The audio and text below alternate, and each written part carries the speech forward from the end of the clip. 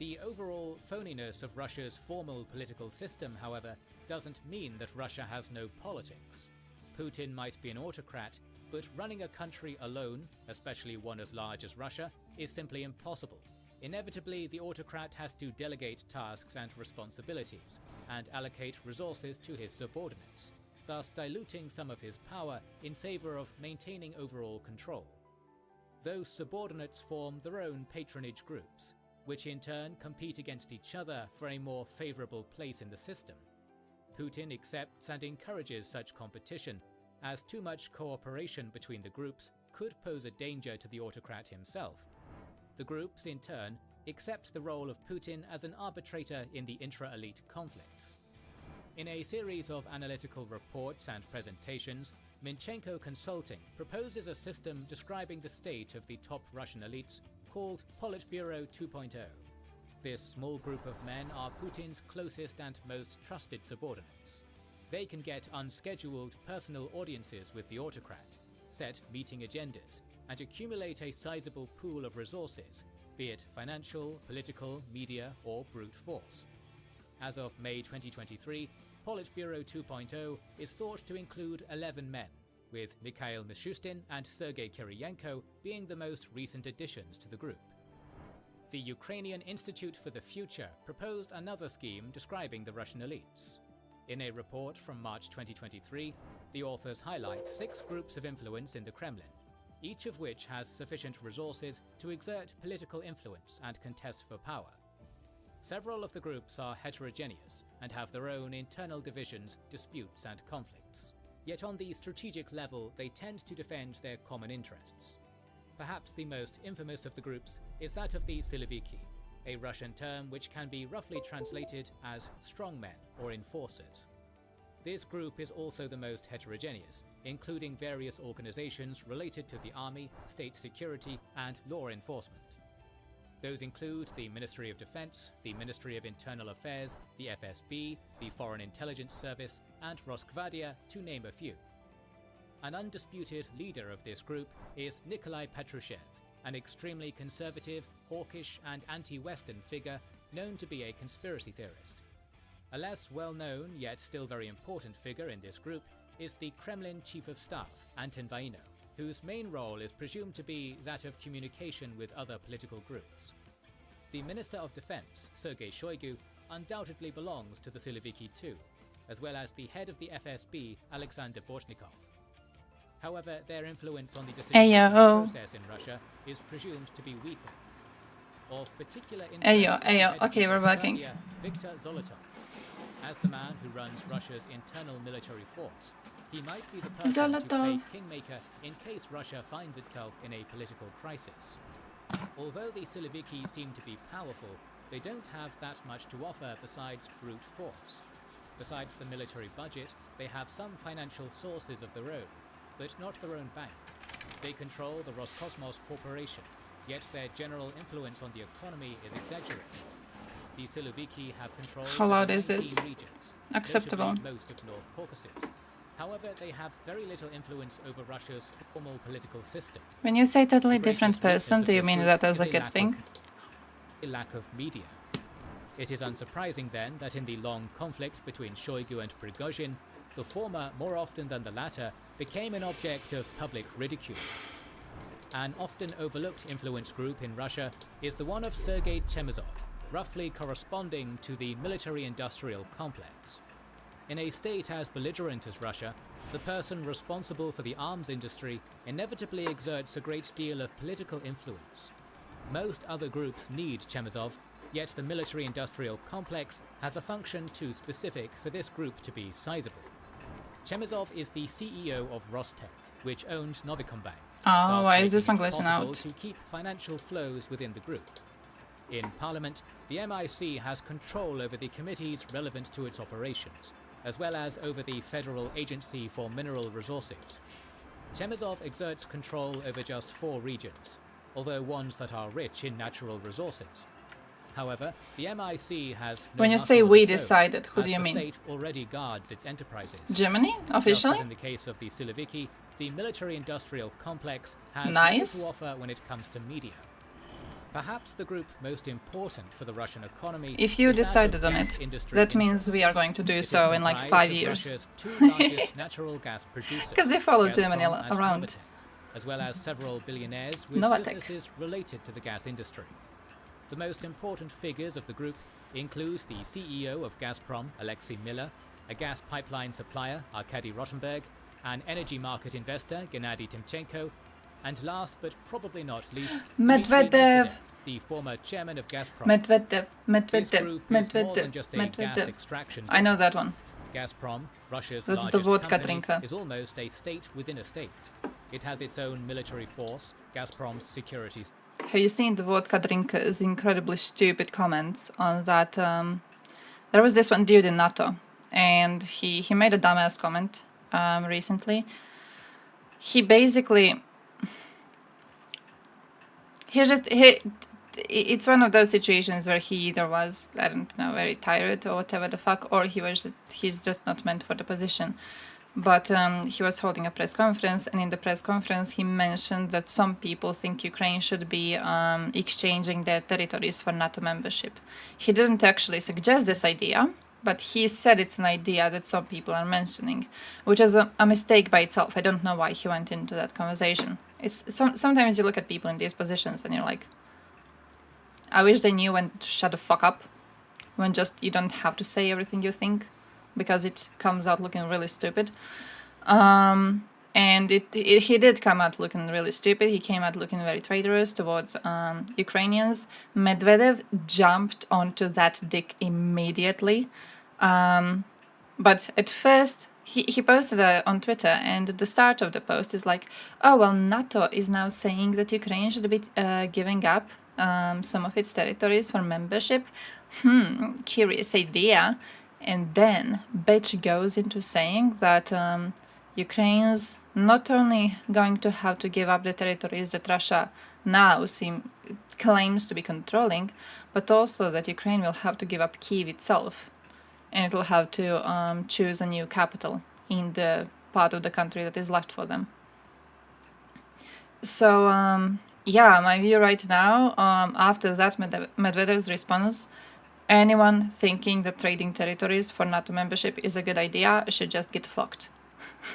After you see how Russians respond to that, and also how Russians respond to ideas of negotiation, I don't think there's anything else to debate. Service. There are representatives of the group in the Russian government as well as parliament. 1420. I saw the one Gazprom on and Novatek 82% of exert people not control liking over them. 9 Russian regions, I saw that one. key for the gas industry. Surprisingly, for an outside viewer, Gazprom I don't know if owns there's one of something Russia's most important newer. media holdings. This group controls several TV channels, production studios, radio stations, newspapers, and web hosting services, with its content ranging from crime dramas to stand-up shows to football match broadcasts to business analytics. Combined with the largest source of revenue available in Russia, the gas industry interests group is one of the most influential of them all. Hey, it's kind of sus with to an me. array of resources He's getting wide braver. enough to potentially even threaten Putin himself. It's a bit sus to me. Gas, however, is not the only energy resource Russia exports. Similarly, there is a group formed People are around also, oil industry interests. Of particular importance here answering is the Rosneft a company bit more and its strongly than CEO, previously. Igor I'm Sechin. suspicious. Just like Gazprom, Rosneft has its own security Something about that service is like, and a substantial source of revenue. However, in other aspects, Rosneft has been on a steady decline. This group never had a sizable media empire to begin with, while its influence with the Russian parliament, as well as Russian regions, has decreased significantly in the past 10 years. However, Rosneft has found itself a different niche, that of communication with Western politicians and businessmen. It is thus unsurprising that one of the Rosneft chairmen is the infamous Gerhard Schroeder. The most unusual of the groups of influence in the Kremlin is the Kovalchuk group. Rather than forming a clan around an industry or a sphere of activity, the two Kovalchuk brothers, Yuri and Mikhail, have built their network of support on personal friendship with Vladimir Putin. Shortly after coming to power, Putin elevated a mediocre regional Rossiya bank, owned by Yuri Kovalchuk, to one of the key Russian financial institutions. Although lacking its own military force, this group has sponsored the emergence of multiple Russian private military companies, including Wagner, and has promoted its protégés into governmental positions, notably the Natural Resources Committee, the Ministry of Energy, and the Ministry of Industry and Trade. Prime Minister Mikhail Mishustin is thought to be, at least to some extent, a Kovalchuk figure. With the National Media Group, as well as the VGTRK Broadcasting Company, the Kovalchuks have a significant media presence, mostly targeting an old, conservative audience that prefers TV as the main source of information. So everyone. Their control over regions, however, is modest, and is comprised of only 5 border regions. The youngest of the groups, Which and already 5? one of the most important ones, is the technocrats. They tend to support economic liberalization, raising the efficiency of the state apparatus, and are generally considered to have a more modern outlook. It would be wrong, however, to consider them liberal paragons of freedom and democracy. The most prominent of the technocrats are Sergei Kiriyenko and Herman Gref. The key asset of this group I feel I need is an to make established system a whole of raising file and on all of these, cultivating professional cadres for the because I Russian don't elite. know them. Multiple programs such as Russia, Siloviki, Land of Opportunities, Leaders of Russia, and School He's of actually Governors trying to tell you have I'm gonna already be leading produced Russia a after. number of rather competent It's gonna be me. administrators. In the foreseeable future, I'm taking it's over clearly the main shitlord. driver for the refreshment of Russian elites. The technocrats also First have access decree to I other sign, resources. I'm gonna break it Herman Gref into is the chairman and CEO of Sberbank, the largest bank in 30 Russia. pieces. The graduates of the technocrats Nice number. have a significant presence in parliament, as well as strikingly large control over Russian regions, 26 in total. Most First impressively, invasion. the technocrats have a de facto Check this out. monopoly on the Moscow. internet sphere. Sberbank is They the will owner of never see Rambla, it coming. while the I just son of send all Sergei the military to Kiriyenko Moscow. heads the VK Group, Send it to the rubble. which has control over all of the Russian social networks, as well as the information services of Yandex. Alongside the elite groups, there are Bullet. also trustees, people who have their own assigned functions and respond directly to Putin rather than to any of the groups. Typical trustees include Yuri Trutnev, responsible for the Far East, Deputy Chief of Staff Dmitry Kozak, and a designated liberal, Alexei Nechayev, leader of the New People Party. Designated liberal. Arguably the most influential of the trustees is the mayor of Moscow, Sergei Sobyanin. He is included in Politburo 2.0. Straight line from and his Croatia? functions, Yeah, actually, besides yeah. being the head of Russia's We pick capital up people city, along the way. also include patronage over local elites in I feel it general. could work. The infamous Ramzan Kadyrov, an undeclared Sultan of Chechnya, is a trustee as well. Done. He controls a region with a recent history I don't of go insurgency, done straight to and is also Chechnya an done. informal communicator with the elites of Saudi Arabia and the UAE. Interestingly enough, multiple military formations, collectively known as the Kadyrovites, are technically part of the Rosgvardia, and Kadyrov himself is a figure somewhat aligned with Viktor Zolotov. Yevgeny Prigozhin is also a trustee, or at least he used to be one. However, his role in the system and his ambitions to improve it deserve a video of their own. Now that we know more about the way Russia is governed, we can think about how this informal political system can be put down. The elites face multiple challenges, such as military defeats on the battlefields of Ukraine, an increasingly costly confrontation with the West, or a decrease in revenue from gas and oil exports. A ruble The falling Kremlin down is too. threatened by 2 groups of citizens who have the potential for protest sentiments. Oh! One is that of the Western-aligned younger generation, residents of large cities, and generally people who consider themselves liberals. Good luck. The other is comprised of extremist, revanchist, and chauvinist radicals Would who see consider these Putin ones. to be too soft, inefficient, and ultimately undeserving to be the Russian autocrat. With the right There's amount of actually a propaganda, glitch repression, in concessions, those types and of cosmetic games. changes The to second I formal log in, political Russia system, just both self-destroys. groups can ultimately be managed. But Fun in the fact, case of a major they crisis, chunk a they nuke can on pose a themselves. significant danger to the status quo. The system's most It's significant just weakness, pure however, fear. is Vladimir Putin himself. In this political configuration, he doesn't and can't safely have an undisputed heir. Once Putin's political career ends, one way or another, the system will lose its key element and would have to react. None of the groups would have a decisive advantage, and it is likely to see them organized into coalitions with one another, as well as some of the trustees. In a scenario optimistic for the Kremlin, the political groups would find an agreement and appoint a new Russian autocrat, thus preserving the system Navalny? as a whole.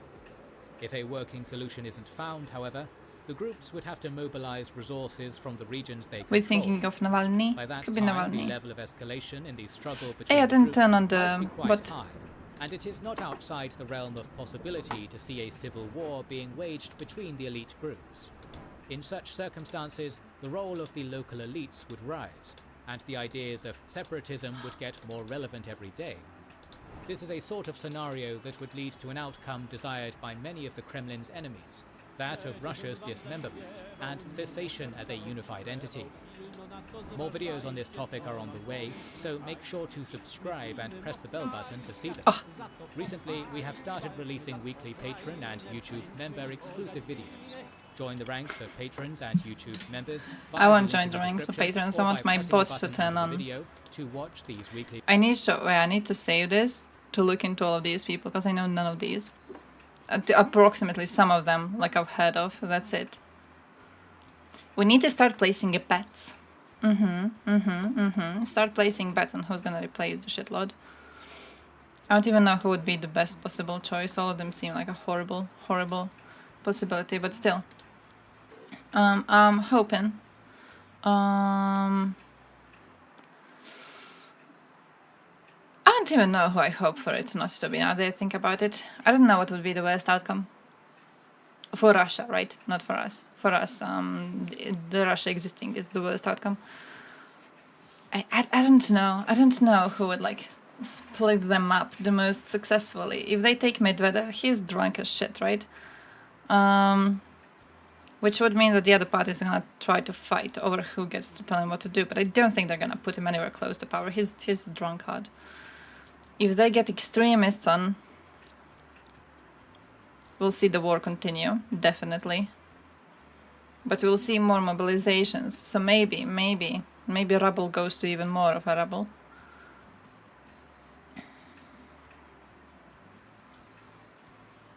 I don't know who's the best option. I don't know who's the best option. By the way, let me just check if my... Oh, fuck. If my thingies are open, Russia can still struggle for a long time. Hey! Because the real elites will not move and the citizens are all equal. They even hate each other. So wait, we think they're going to stand for a longer time? Because their citizens hate each other. Well, let me pop this out. Okay, nice. Wouldn't...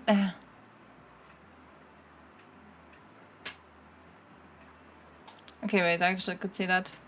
Because they're not united. Hey, this actually brings me to a conversation about... Oh, it's Ron DeSantis in the middle. 976 demands representation of https He's reading the fucking link again. This ties to conversation about Bulldozer Revolution that I will have to show you. Oh, nice. Or the reason why it succeeded.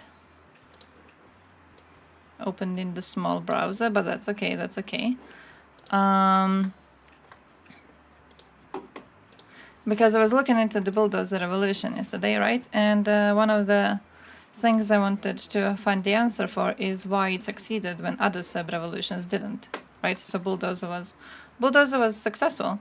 But Serbs tried to protest before and their protest never worked. And one big part of why Bulldozer succeeded was foreign support. And foreign support in a way that they were getting tips on how to properly organize this type of a movement. So it wasn't just about foreign cash. It was also about getting advice on how to guide the opposition. So, for example, on one of their first meetings with USA advisors, showed Otpor a bunch of polls, and the polls were showing the opinions of Serbian voters towards Milosevic, but also towards Djindjic and towards Drašković and towards every other like big politician in the Serbian sphere, right? So the advisors were like, hey, when we go for elections in 2000, you need to send a person which has the most united voting body behind them. You can't just send anyone from the ranks as if it doesn't matter. It seems logical when you think about it. It seems logical, right? But at the time, the opposition was not united. They didn't really protest together in a way. So it was a big thing for some of the parties in the opposition to be like, hey, our candidate is just not good enough, not supported well enough by the voting body. If we send our candidate and the united opposition sends their candidate, then both of us are losing because we will, be taking votes from each other. So we need to all agree on one person. Huge piece of advice. Another big piece of advice, help, support, funding, was that USA provided Otpor with 80 tons of adhesive paper to produce stickers. Just a bunch of stickers that then previously, before the protest started on 5th of October, that previously the opposition was putting around the cities. So a bunch of stickers. And the stickers had a logo, Gotovje, which means he's finished. And the logo became an unofficial motto of the protests, right? So this was like a very strong way to inspire and to motivate the public to stand behind you. This is why they succeeded at the end. One of the big reasons, one of the big influences into why they were so successful. It was the fact that they were united. They had common goals. They had common symbols. They had a common candidate for a president. They were united at the time, and they were united in big part because foreigners, especially USA, were ready to aid them and to give them advice on what exactly to do and how to keep the opposition united without them crumbling around. Previously, also what has happened is that the police was very loyal to Milosevic. So previously, when the protest would happen, the police would just shut them down. But now, when it came to protest against Milosevic in 2000, what the opposition did is they went to the police first to be like, hey, police, can we strike a deal? Can we figure out a deal? And then because of this deal, you will not be chasing around our protesters and you will be actually allowing us to get rid of this corrupt dude in the government. And the police has agreed. I do have a whole little source on that too. Yeah, here it is. They sought a compromise. Basically, it was about... where does it say?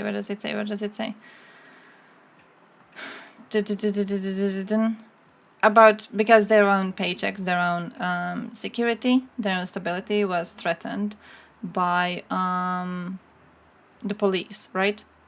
So then the police saw a benefit in getting rid of Milosevic too, because he was also cut off the money. He wasn't able to pay anyone properly, basically.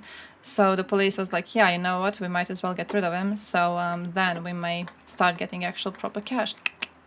I do have, when it comes to so like here's for example the intro to the revolution.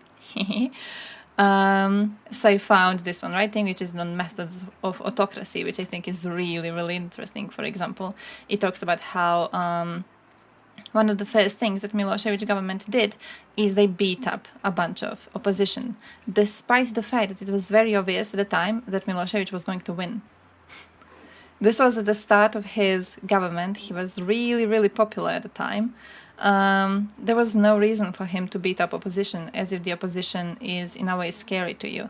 Yet he still sent the police there to go and beat up the opposition, right? So it goes through like 9 different methods. The 9th one is the one that says that how I say this, whoever leads must be leading without a strong ideology, because you want to kind of fit in the spot of a leadership no matter what. Does that make sense? Translate it like that. Basically, like here's the place where the leader sits, and you will fit on it regardless of your own personal ideology. So just cling to the spot as much as you can, no matter how your ideology has to change, how much your words have to change. You have to just cling to the spot of the leader, and that's it. It did work for a very long time until it didn't anymore. I wrote about the law on public information, which was pushed by Vucic, by the way. I don't know if you know, but Vucic was Minister of Information under Milosevic. There's actually clips of Vucic advocating for killing more Bosnian people. But the law of information was passed in 1998, got people really, really pissed off. The law on information basically made it illegal for newspapers to post political propaganda content, especially if related to foreign countries. The thing is that political propaganda content basically means nothing. So one of the journalists at the time has commented on the situation, saying that even if you, for example, if you post about how good kindergartens in Sweden are, technically even this could be seen as political propaganda content, right? Because it could have a frustrating effects on the Serbs, and then it could encourage Serbs to think about their government and, you know, why does Sweden have all of these fancy shits and we don't? Technically everything is propaganda content when you look at it through that lens. So this is why they were really, really angry. And then what happened was Churovia was killed in 1999. Now this came after the bombing, after the NATO bombing. Churovia was one of the investigative journalists of Serbia at the time. He was very, very close to Milosevic's wife, who betrayed him. There was a court against Churovia at the time because people claimed that he was supporting the bombing of Serbia. And Milosevic's wife, again a woman really, really close to Churovia at the time, she did a speech about how she didn't basically say that Churovia cheered for the bombs to be thrown on Belgrade, but she said that she knows someone who did it. She knows someone who supports USA in their desire to bomb Serbia. She never said it was Churovia, but the way it was presented in newspaper, it was very obvious, you know, that everyone was thinking about him when they were reading this. So yeah, he was killed very, very soon. So that's that. And then this is where you have like big demonstrations happening about the law on information, but also about just Milosevic hoarding power, and people didn't like the fact he was hoarding power. But they did get a lot stronger after the 2000 elections, because at the time the opposition leader, he got the official state records said that he got 49%. If he gets 50 or more, he doesn't have to go to the second round of elections, right? But the official record said he got 59 something. Now, his supporters at the time claimed that the results of the elections were fake. So they claimed Milosevic has to step down and he has to allow the opposition candidate to be taking over the leadership. Milosevic, of course, didn't like this, so the opposition threatened that they're going to start a protest, and they did start a protest very, very soon. So, Joe Biden malarkey. I mean, yeah, technically it was. Joe Biden caused all the problems here in Balkans. Every single problem in the Balkan. And then here is where you have Milosevic's government attempting to assassinate more people. So like they got rid of Churovia. What happens then is they tried to get rid of Vuk Drašković. It didn't work. 4 people died in an accident that the government has staged. Vuk has managed to survive. And then another attempt was made to kill Drašković. And then they managed to kill Stambolić, who was another man who was supposed to be leading United Opposition, right? So yeah, they try to kill Drašković. Drašković flees. Stambolić takes the post. They try to kill Stambolić. It actually works because they actually managed to kill him. And this is, you know, when we reach close to 2000s and when the opposition is crumbled because a bunch of their leaders have been killed. And this is where foreigners step into the game and they're like, hey, Serbia, here are all the polls on your politicians, on what your people think. Let's pick a candidate which is going to work the best according to these polls, and let's just support him until the end. And that is exactly what happened. I also saved a bunch of videos on it. Which ones did I have? I think I have 3 different ones. Yes, I have 3 different ones. Hey, yeah, slippers! I have this one with the protests. Look at them! Look at them! Can you imagine this is Serbia of today? Just 20 years ago. Just 20 years ago, my man.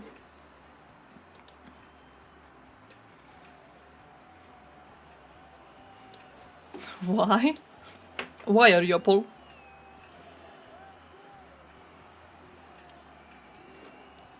That's the symbol. The fist. That's the symbol of Otpor. I know, right? Look. Oh, look at them. What a brave people. And then they went down the same shitty path afterwards. But what a brave people were they at the time.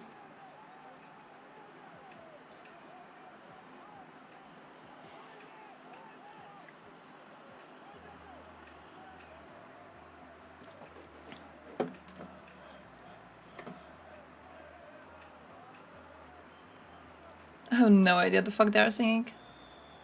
Just look at them though! What was that flag? Eastern Roman for beta symbol? C. Samot smelt Serbinat specała.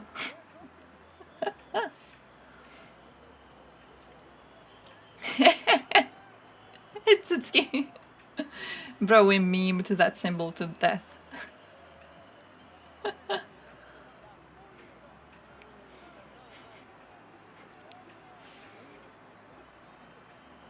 But like the best thing is that if you ask Serbs what c means, many of them will not know.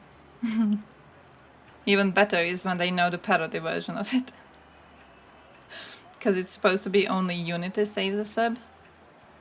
But then during the war, Croats have popularized only death saves a Serb. Because it also starts with S letters, right?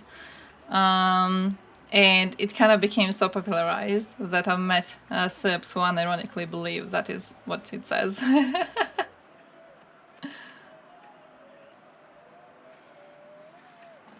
They're singing about freedom. Freedom something. Do they shoot Bulldozer? I don't think they do. It was... yeah, true. Victoria Nuland's fault. True. She was also there at the time. I've seen her with my own eyes. She was giving donuts to people. And also there's like a whole documentary on it, but like it's kind of long. It's kind of longish. And also he pronounces this very badly. He says it very badly. It's Otpor. Arch power. Already a year old. But in the aftermath, but look at them. It's growing fast. It had these symbols Founded by everywhere. a dozen student activists in their teens and 20s, Otpor has no offices. They operate on shoestring, meeting in cafes, communicating by cell phone. Some Come of them on. have been arrested, and the police monitor them closely. We have a long history of guerrilla Otpor. movements winning the power in this country. So when I say guerrilla, I don't think about violence. I just think about hidden leadership, some kind of mysteria about that. There is an organization where we are, the whole story of Otpor, even the recruitment list you are filling, is like you're joining the army with a mission. Their numbers are small, but they create the impression of an extensive organization. Look at them. See that? Numbers are small, but they create the impression of an extensive organization. This is what the foreigners did. So they taught Otpor how to do this. You know, like they gave them cash money to print a bunch of these stickers. People would go around, walking around the city. You would see stickers everywhere. You would think, holy shit, everyone else in the city also belongs to this organization, when they don't. There's also one interesting part in the researches I've saved that says that people are more likely to go to protest if they think there's going to be more people at the protest, especially if the people in question are coming from a country which tends to treat some of their protesters very, very badly, right? Because there's safety in numbers. So when you do stuff like this, you make people think, oh shit, Otpor has so many members. When they hold a protest, there's going to be like thousands of people at the protest. Police won't catch me. I'm gonna be okay. I'll be safe in the crowd. So it was immensely helpful to be getting foreign aid. Dark black and white leaflets reinforce their blunt slogans. Fight the system. Resistance because I love Serbia. Freedom. Look at The him. slogan has become ubiquitous. Proof that opposition to Milosevic is possible. Serbia's opposition politicians are divided as they try to capitalize on popular discontent after the bombing. Zoran What? bombing. Serbian Robin Hood?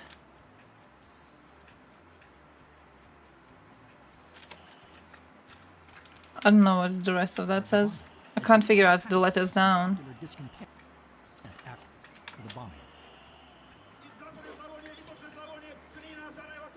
Zoran Djindjic heads the best organized party.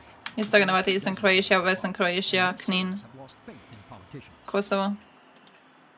There is so many people in Serbia who will say that all the political leaders are corrupt.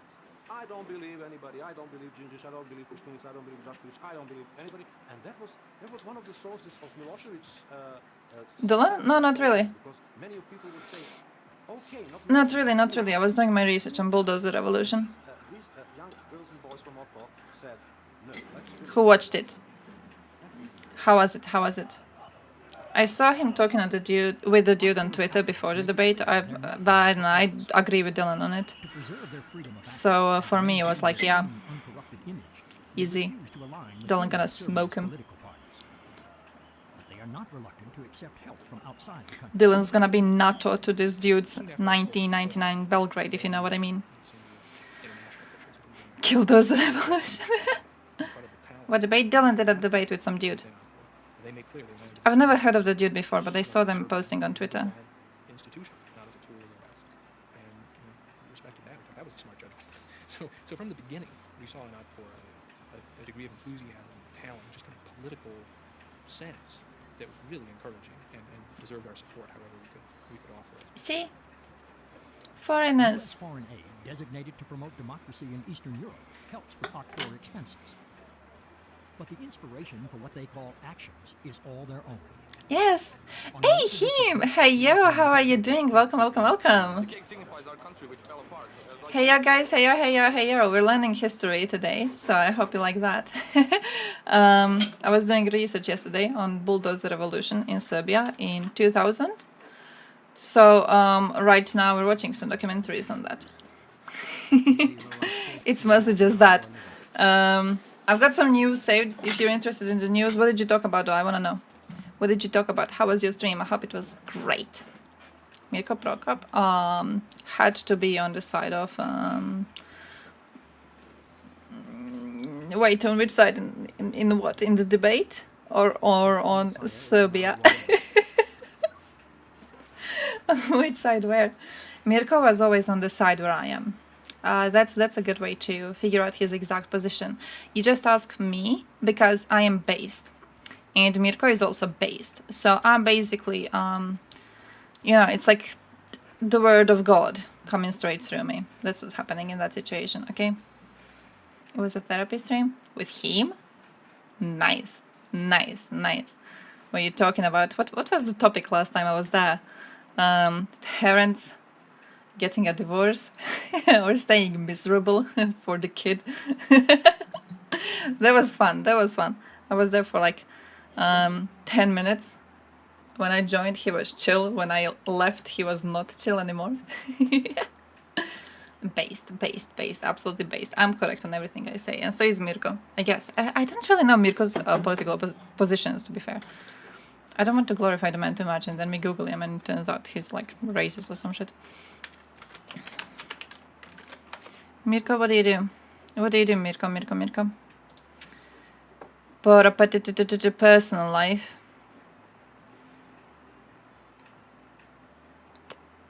He was elected to Croatian parliament. Ooh, SDP. Ooh, he was in SDP. I may have to change my mind on Mirko. SDP, you know it's SDP. I want to open the source specifically to see what he said.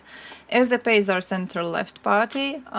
It's the one where our president is in. And if you guys know anything about our president, you know he's an imbecile. So I'm not really too happy with SDP people existing. They don't seem to be the smartest.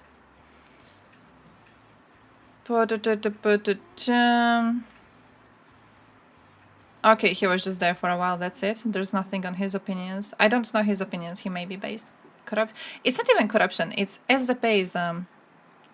So when we had the Homeland War, okay, HDZ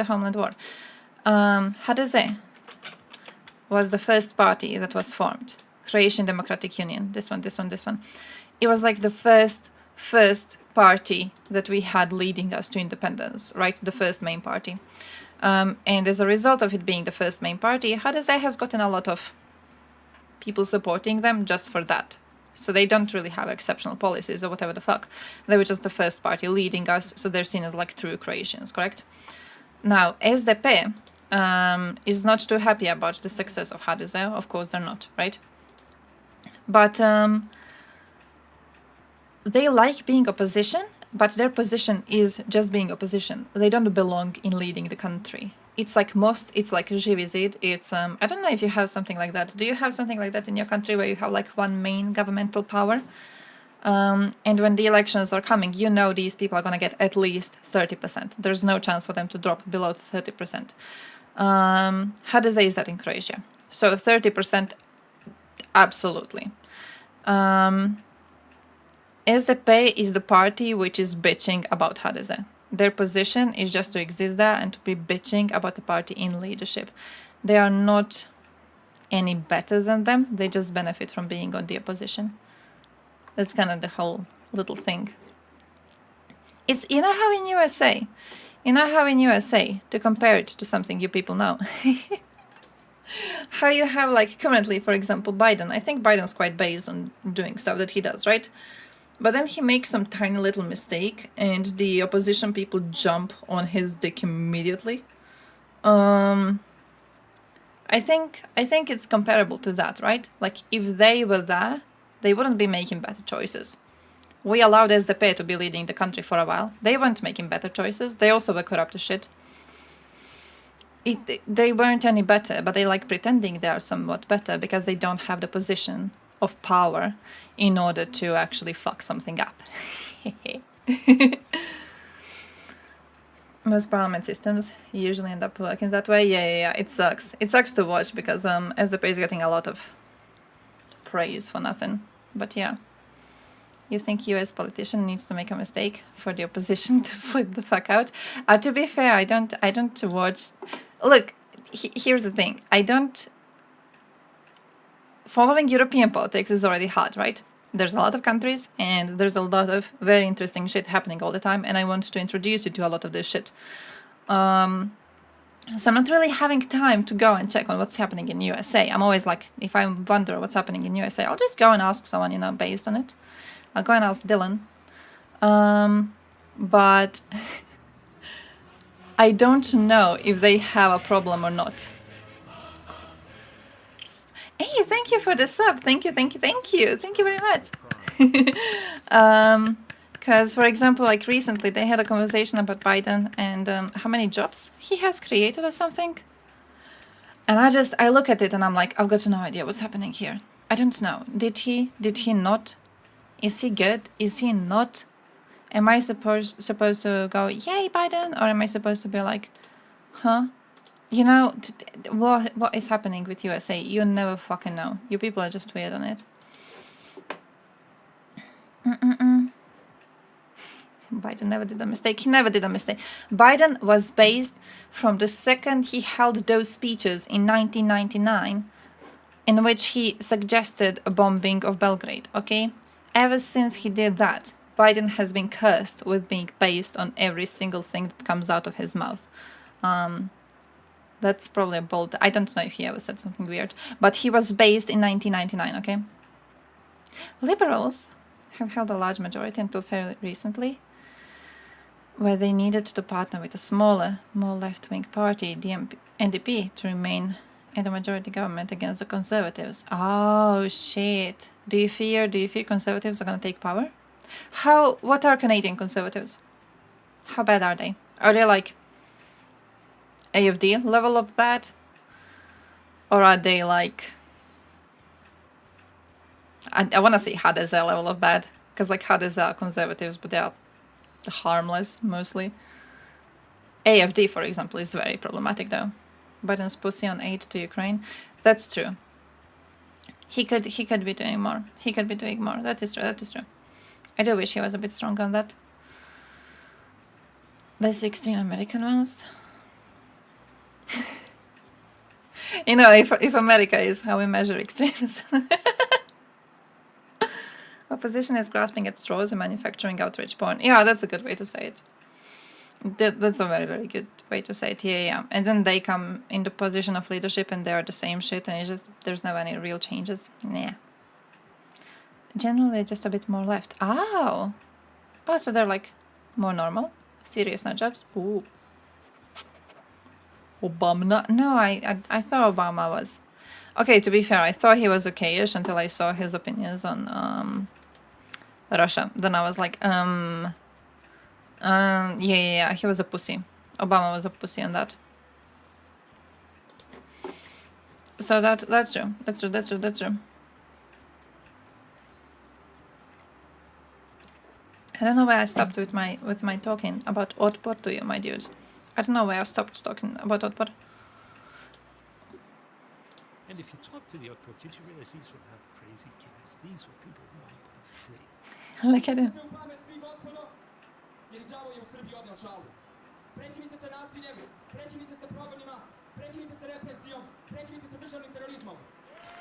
You tell him, tiny little dude. Tiny little man. Now Otpor has a Belgrade office, a 3-room apartment lent by an activist's parents. Otpor is one of a dozen Serb opposition groups which receive money from the US and European countries. Hey, talking about that, I saved something on that too, on cash money from European Union. Where did I save it? I think it's somewhere up here. Oh, here, the short one. Who the fuck knows?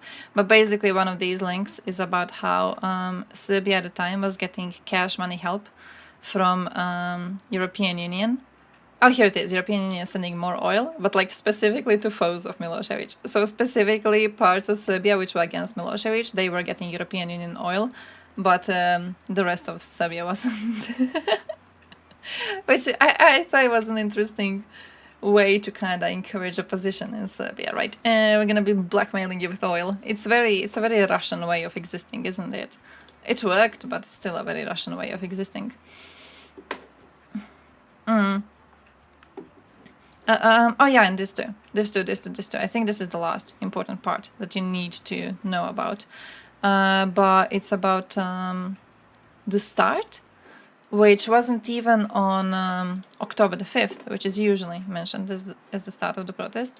It was actually on September 29th, because they had a miners' strike in Kolubara mines, which were usually very, how to say this, government-oriented. A bunch of people were employed there. They were making electricity for a huge part of Serbia. This was a very, very important just part of the infrastructure, right? So when they started protesting, that's where the government of Serbia just shut itself, because this is where they figured out that they can't even control those closest to them. And then soon after we got proper protests and we got Milosevic ousted. So yeah, I think it's a great thing. I think what I think is the most important to remember about this is just the foreign aid on organizing the protests. Because again, Serbs did try previously, they always failed because they were not properly organized. They had way too many parties trying to protest, each one for its own goals. Of course, it's not gonna work. They weren't united enough. They didn't seem united enough to outside observers, so that also steals you a bunch of votes. They had a bunch of problems that were very, very easily solved by them just going and chatting to someone who, you know, has a lot of cash money to put into making some stickers. And yeah, the police and everything else, it is things that are, I think, less of a problem these days in most countries, because we don't really have as repressive of a police force, unless you are, you know, I don't know, in Belarus or whatever. But the thing with them looking united and being united was the most important one, and it was also why they managed to succeed when so many other protests have failed. So yeah. Oh, did I... I Wait, I missed the link up there. Holy shit. Ada, I have to show you these. I have to show you these. I have to show you these. Did I talk to you about this before yesterday? What did we go through yesterday? Who the fuck knows? But today's piece of news is that Ruslan transport jets could be working for Ukraine and NATO. So there's currently 4 different jets being held down in different parts of the world. One of them is in, what's the name of country? Canada. The other 3 are in Germany. So currently they are thinking about the possibility of giving these jets over to Ukraine so they could at least be doing something. Canada specifically. When I say they, it's Canada specifically, because Canada could be taking a jet and then giving it over to Ukraine. Germany, as far as I know, has no system in place to be doing something like that. So Germany won't really be able to give over their planes to Ukraine. But the Canadian one might be coming anytime soon. Yeah, the government of Canada announced it would collaborate with the government of Ukraine in exploring various options for redistributing the seized assets. So, so I'm very, very happy for this too. I'm very happy for these planes to be going back to Ukraine, to be honest. They are linked to Ukraine. The company they are from has also, in a way, tried to sanction Russia. So it would be great to see them coming back home and also working for Ukraine to help save Ukraine. So it's this one. It's this one of the largest and most powerful cargo aircraft in the world. I did research on the plane and I know nothing about it because it's all just complex shit. But what I did do is I did save a video on it of a bunch of pilots. Holy shit, why did it open just the normal YouTube and not the normal link? Who were allowed to be flying in this plane again after years. So I thought that was kind of cute. It didn't open properly for me? Well, that is cruel. Well, that is cruel. Look at this little pussy boy. Now I have to click here. Oh, is this new? Now I have to click here and I have to click here. Horrible, horrible. You gave all of the tanks? You have 15 tanks? I don't know what is the buff. 35 years ago, the Ruslan plane rose into the sky with the help of Volodymyr Tyrsky. He says he had no doubt that the first flight would be I looked into these and I looked into Maria. This was the birth of a plane, a very special event. It started rising very quickly. It was an easy, excellent flight. Look at them. We flew on a reduced program because the weather started to deteriorate. We flew for only 33 minutes. During the first flight, Alexander was the navigator. To celebrate the 35th anniversary, he came all the way from California. Alexander says that he was very happy to be on board the Ruslan again, even just as a passenger. I had hope, but I wasn't sure that they would let me fly. I flew 18,000 kilometers to fly on this plane again. I hadn't slept all night. Come I was so on. excited, but the impressions are incredible. The anniversary flight of Ruslan lasted only 7 minutes. The plane was piloted by Dmitro Antonov. He says he was happy to Remember bring this joy to dude. his mentors again. Remember this dude. They were full of emotions. They went back to the time of their youth 35 years ago. During the flight, they were in 1982. Ruslan remains one of the largest serial cargo planes in the world. It is used for transporting trains, yachts, aircraft fuselages, and other heavy freight. In January 2001, it transported a 109-ton locomotive from Canada to Ireland. How cool is that? How cool is that? Well, now, the same dude that you just seen in that video. Holy shit, my YouTube links really didn't say properly. They say just as YouTube. Why does that happen? I have to fix that somehow. But the same dude, he's here. When Maria got damaged by Russians, he made a video on it.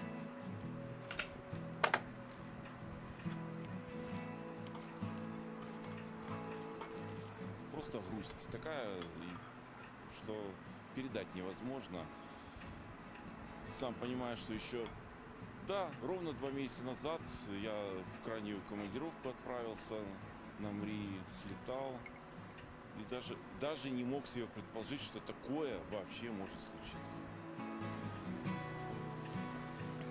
Look at him.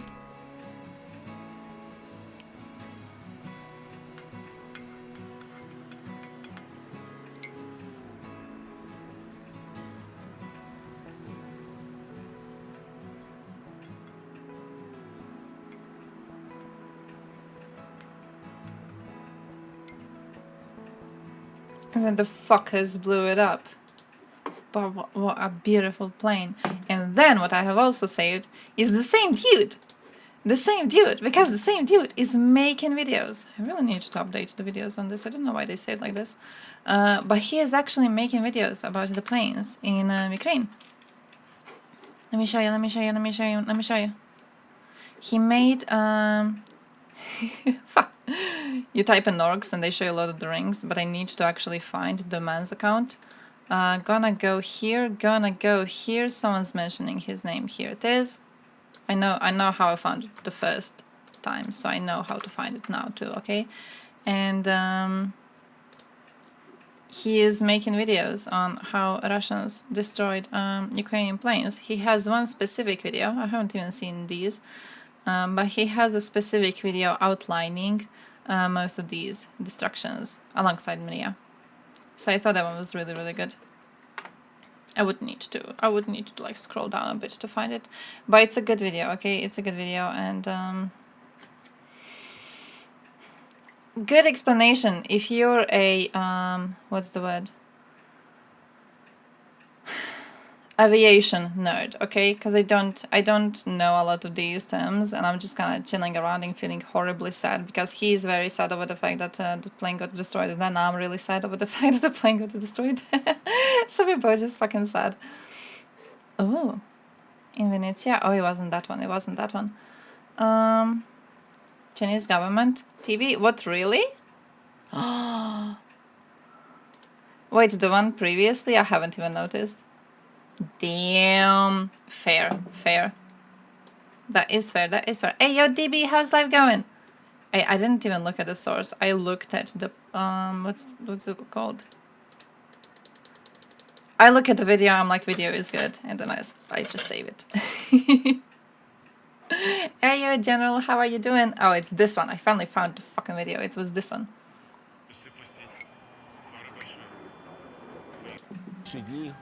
So yeah, I thought it was a good video. It does have translations. But he does have very interesting background noises constantly.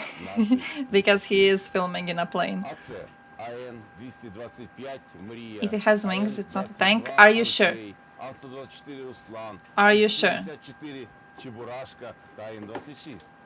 Питання відновлення Ан-124 та Ан-22 залишається відкритим. Тобто це можливо зробити. Інші літаки безповоротно втрачені. І так, 24 Two air conditioners. I'm gonna go around having 2 air conditioners. 12 годин 21 хвилина. К-52 розстрілюють територію аеропорту.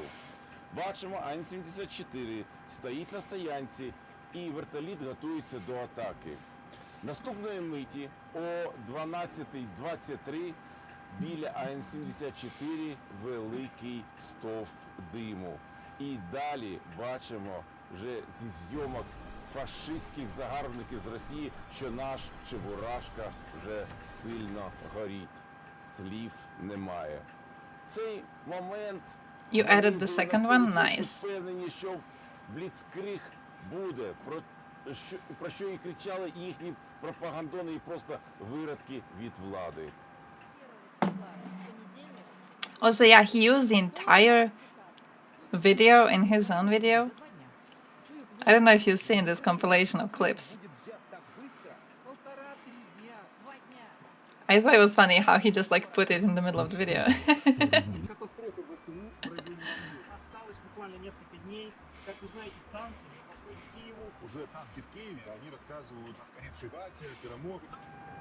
Але тут все пішло не за планом. I'm gonna do a fundraiser for Thompson not to be a little bitch boy. Donate here for Thompson to grow some balls. Орки вирішують розпочати знищення наших літаків. Першою в їхньому списку виявляється наша легенда, наша мрія. Kevin 3 Days compilation, yeah. I don't know who most of the people there are though. Like if you know some of the people, let me know. Because I wanted to... I know there's Simonyan, there's Solovyov, there's Lukashenko, there's Skabayeva. I don't know who else they have. Про сильну пожежу на литовищі. Це відео знято 27 лютого 22 року за меж аеропорту. І ми бачимо цей сильний дим. Цього дня вилило у мережі фото пожежі під ангаром. Вірити не хотілося. Тому сказав собі, Never achieved anything, destroying the heritage of another country, dying like a fucking dogpig. Інший ракурс, де добре видно, що під дахом ангару, де стоїть мрія, палає пожежа. У якийсь I wanted to make a joke about like величезний вибух. about Grisha, but I will not. Снарядів, складований орками біля мрії. Look at this. Цього відео бачимо стоянку літаків, де Ан-26, Ан-140, Боїнги стоять всі на своїх місцях, що свідчить про дату загибелі мрії саме 27 лютого 22 року. Якщо подивитися на знімок від 28 I don't know, it hits so much harder when he's talking about this, you know what I mean? Like when I was, when I learned first about Mria getting destroyed, it was like sad. I've seen a lot of people posting sad stuff, you know, but I don't think it hit me as hard until I saw this man talk about it. It's fucking heartbreaking. Саме знищувались решта літаків. Переконаний, що підпал літаків був навмисний. Oh shit, no, Dobson, what's gone? Bro, the end of an era. 13 березня 22 року аеродром весь покритий вирвами від снарядів. Техніка орків зникла. That fucking sucks.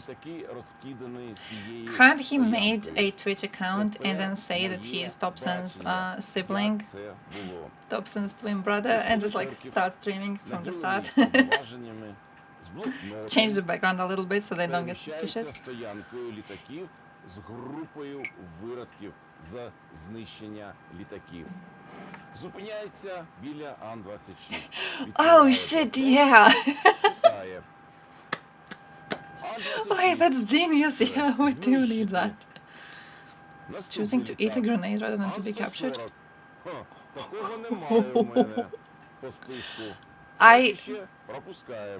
I haven't seen that one.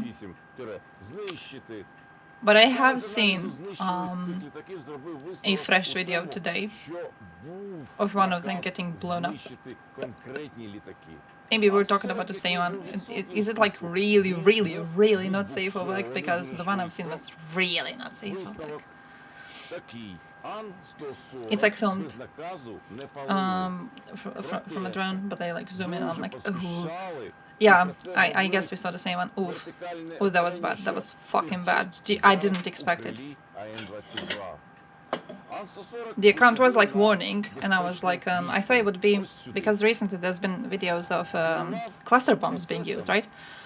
So I was like, oh, okay, are the cluster bombs used somewhere else? Because I have hope in cluster bombs clearing out a lot of territory. Okay, I have hope in cluster bombs speeding up the counteroffensive, truly.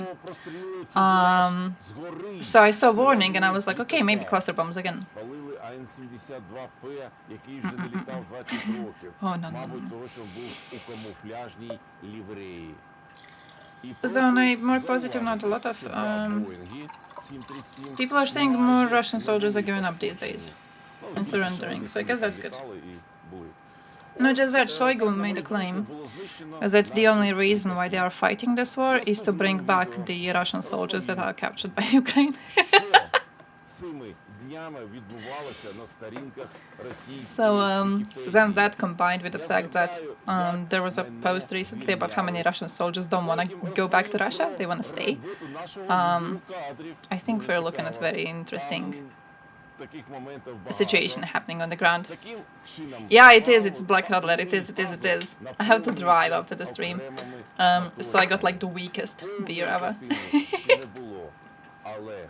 Gotta be driving. I'm ending a little bit earlier today because I have to go drive. I have to go drive. And also I have to work tomorrow. I was free for 2 days. I was writing on Bulldozer Revolution until 5 in the morning today, my dude. 5 in the fucking morning. You know how good it was? And I have to go and drive. I have to also subscribe to this man. But yeah. I'm hoping to be learning a lot about Vojvodina today. Because I've got a lot of shit saved about Vojvodina and I'm really, really hyped over that. Also, was there a new animation?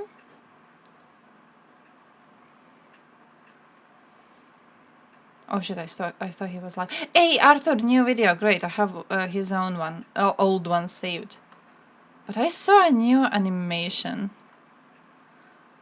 I saw a new animation recommended. I'm too lazy to look for the fucking channel. But Arthur made a video. Uh-oh. I kind of switch over to following him. I don't even watch Dennis as much. I need to go back to watching Dennis. Dennis was great in the analysis. Rip.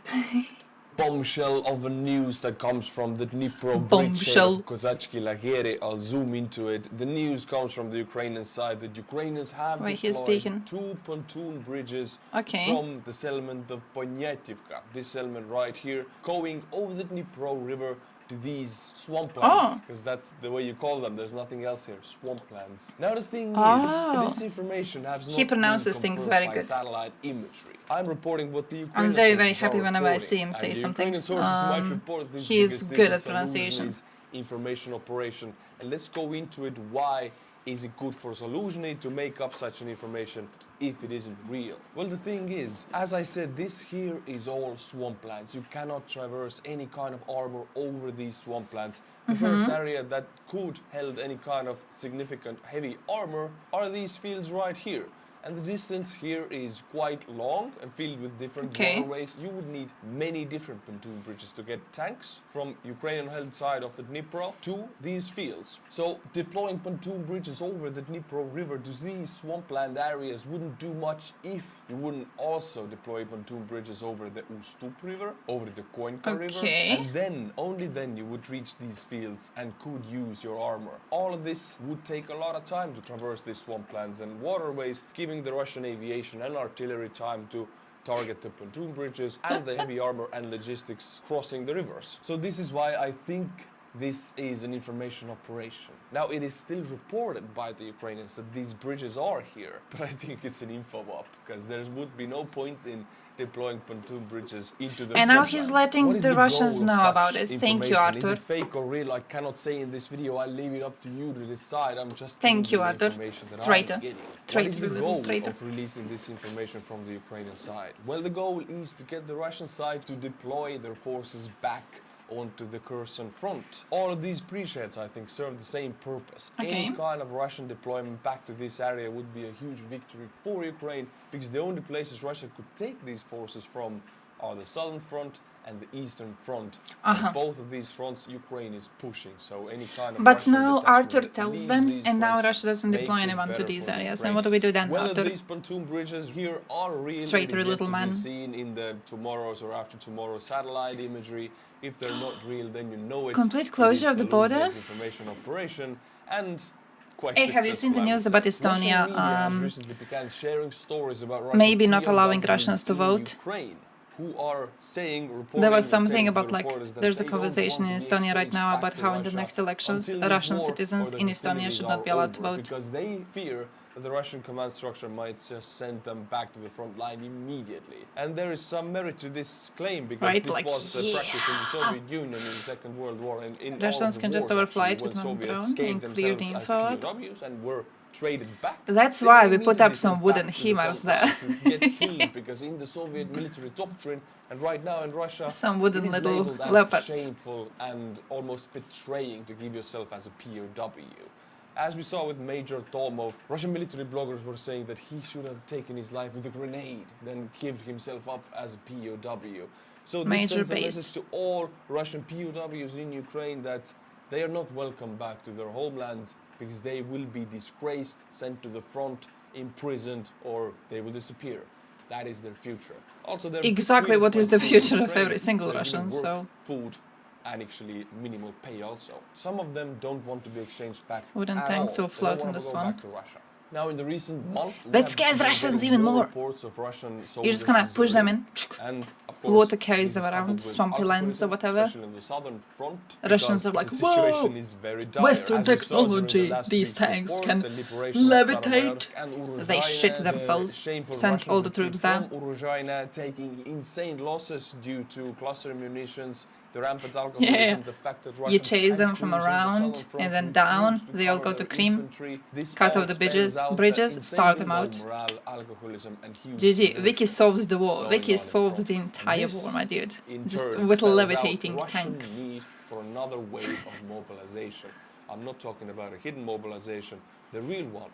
I've said it before, The I'm real saying one. it again. I think Russia will declare a new wave of official open mobilization at the end of this year or the beginning of next year. Man, it was Otherwise, really interesting to me. I don't know who here watches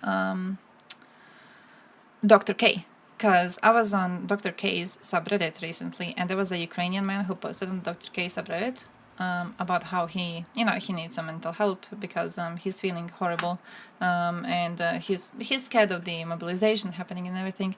And it was interesting to look at the comments there because I think it was kind of obvious which countries the commenters were from. Because a bunch of commenters were like, oh man, yeah, this is tough. Like, he has family and everything in Ukraine. He also is studying currently, so he will not be mobilized. He's just tense about the war happening anyways, right? But at one point, I remember someone made a comment with like, oh dude, just like get a way out because you have to escape. And the man answered that he doesn't want to escape Ukraine. He wants to stay in Ukraine because, he's Ukrainian and he has family there and his home is there and he doesn't want to run away. And I just thought it was an interesting little contrast between like people who don't know what sort of a thing is happening, because it's easy to be on the outside and just be like, oh, why don't these people just leave? Just like leave. Like that one woman who made the how would I say it? Suggestion, maybe would be a proper word, to just like take all Ukrainians and just place them somewhere else, right? Like, come on. Russia? The headline was, remember what you are fighting for. And the text was the Russian newsline about immigrant in Russia raped 16-year-old daughter of Russian occupant who is currently in Ukraine. Oh shit. You were like, GG. Oh shit. Here's the way I see it. If you are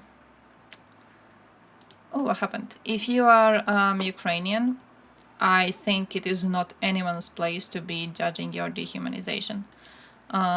So on that front, I'm like, no, bro, like we were doing drinking parties when NATO was bombing Belgrade. People were dancing around on the street. I ain't gonna deal any judgments on that. Yeah, Arestovich is gonna be disappointed. Yeah, Arestovich already shedding bitter tears over seeing this. Arestovich crying in a corner somewhere. His little heart just skipped a beat and he's like, another Ukrainian lost to the dark side? You have become worse than Russians? Kim Jong-un wrote a letter to Putin. Oh shit, Westerners, are you scared? Are you scared? Kim said that North Korea's relations with the Russian Federation will further develop into a long-term strategic relationship. By the way, talking about this, I've seen news that UN has warned Putin not to work with North Korea. So this is gonna be interesting. if he does attempt to have a strategic relationship with North Korea, I do wonder what UN is going to do.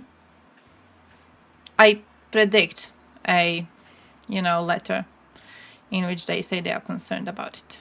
And that's it. But still, it would be interesting to see if they do something, okay? Part of me wants to be hopeful.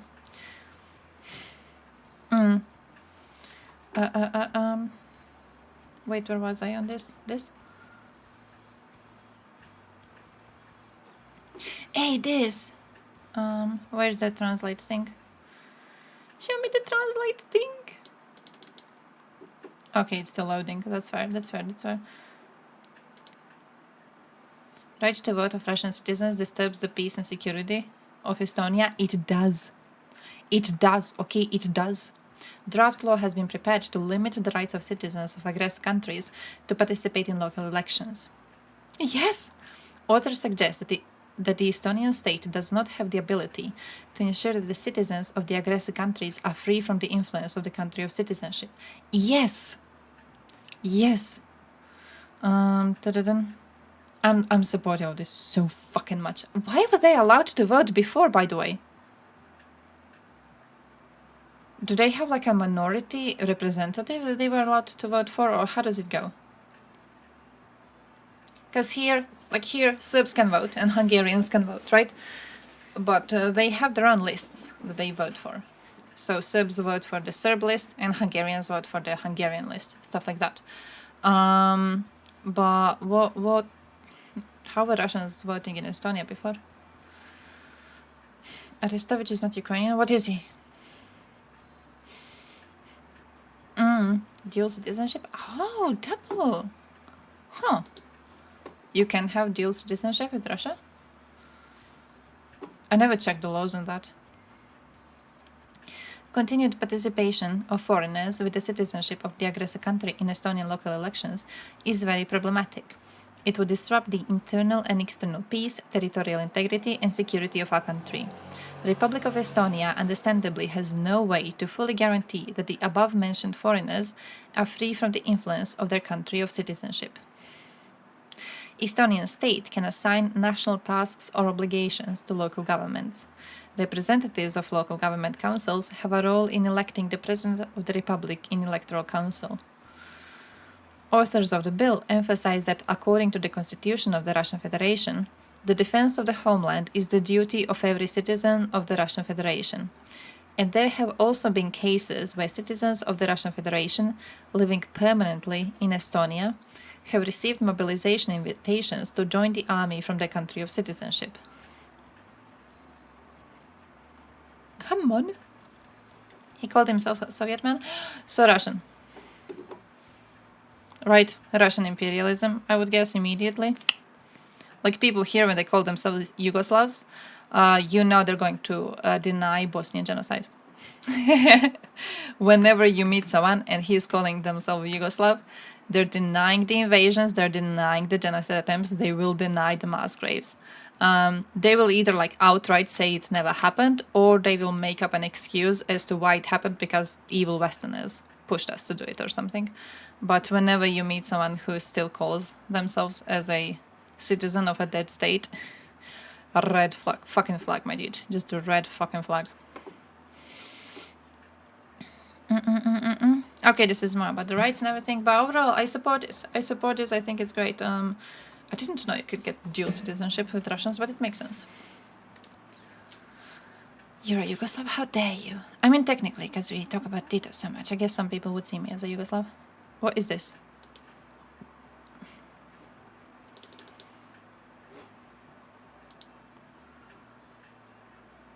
Oh shit, no, is this safe to watch?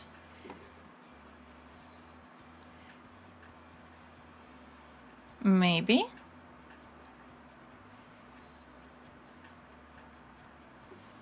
I never know how the rules work. You were pioneer? My mother was too. Right, did you... Wait, you weren't. You were very young at the time, right? You didn't do the thing with that little performance for Tito. That pioneer you were doing with the little singy song. Band?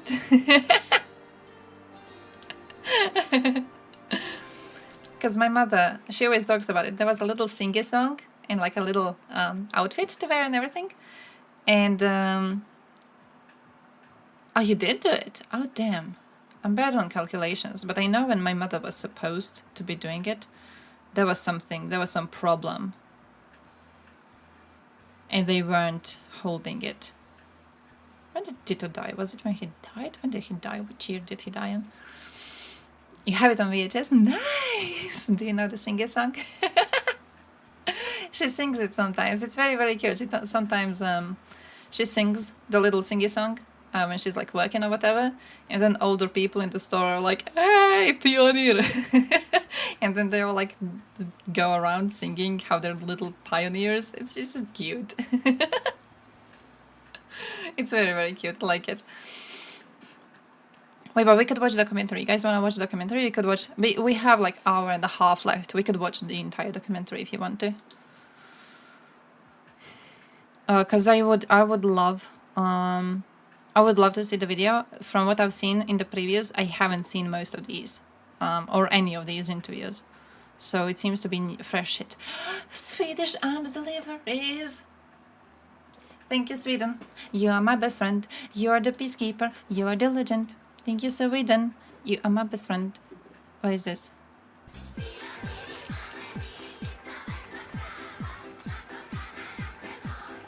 Yeah! Oh shit, I have to show this to her.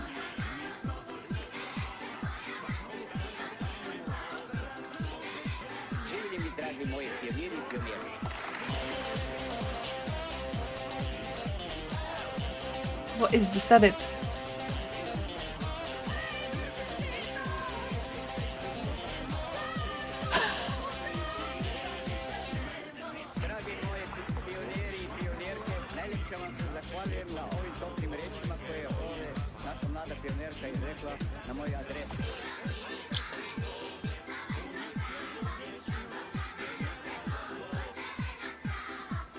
Wait, that's...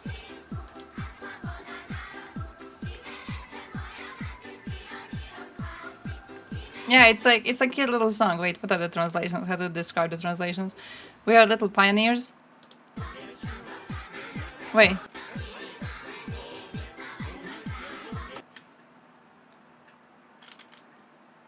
What did they say, mi smo? Pioniri mali, mi smo šta, vojska?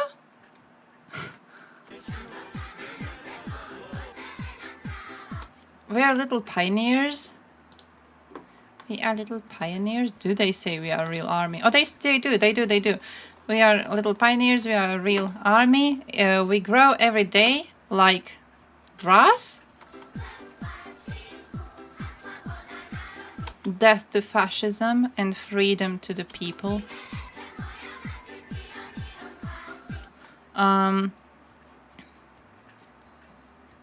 My mother will get to call me a pioneer too.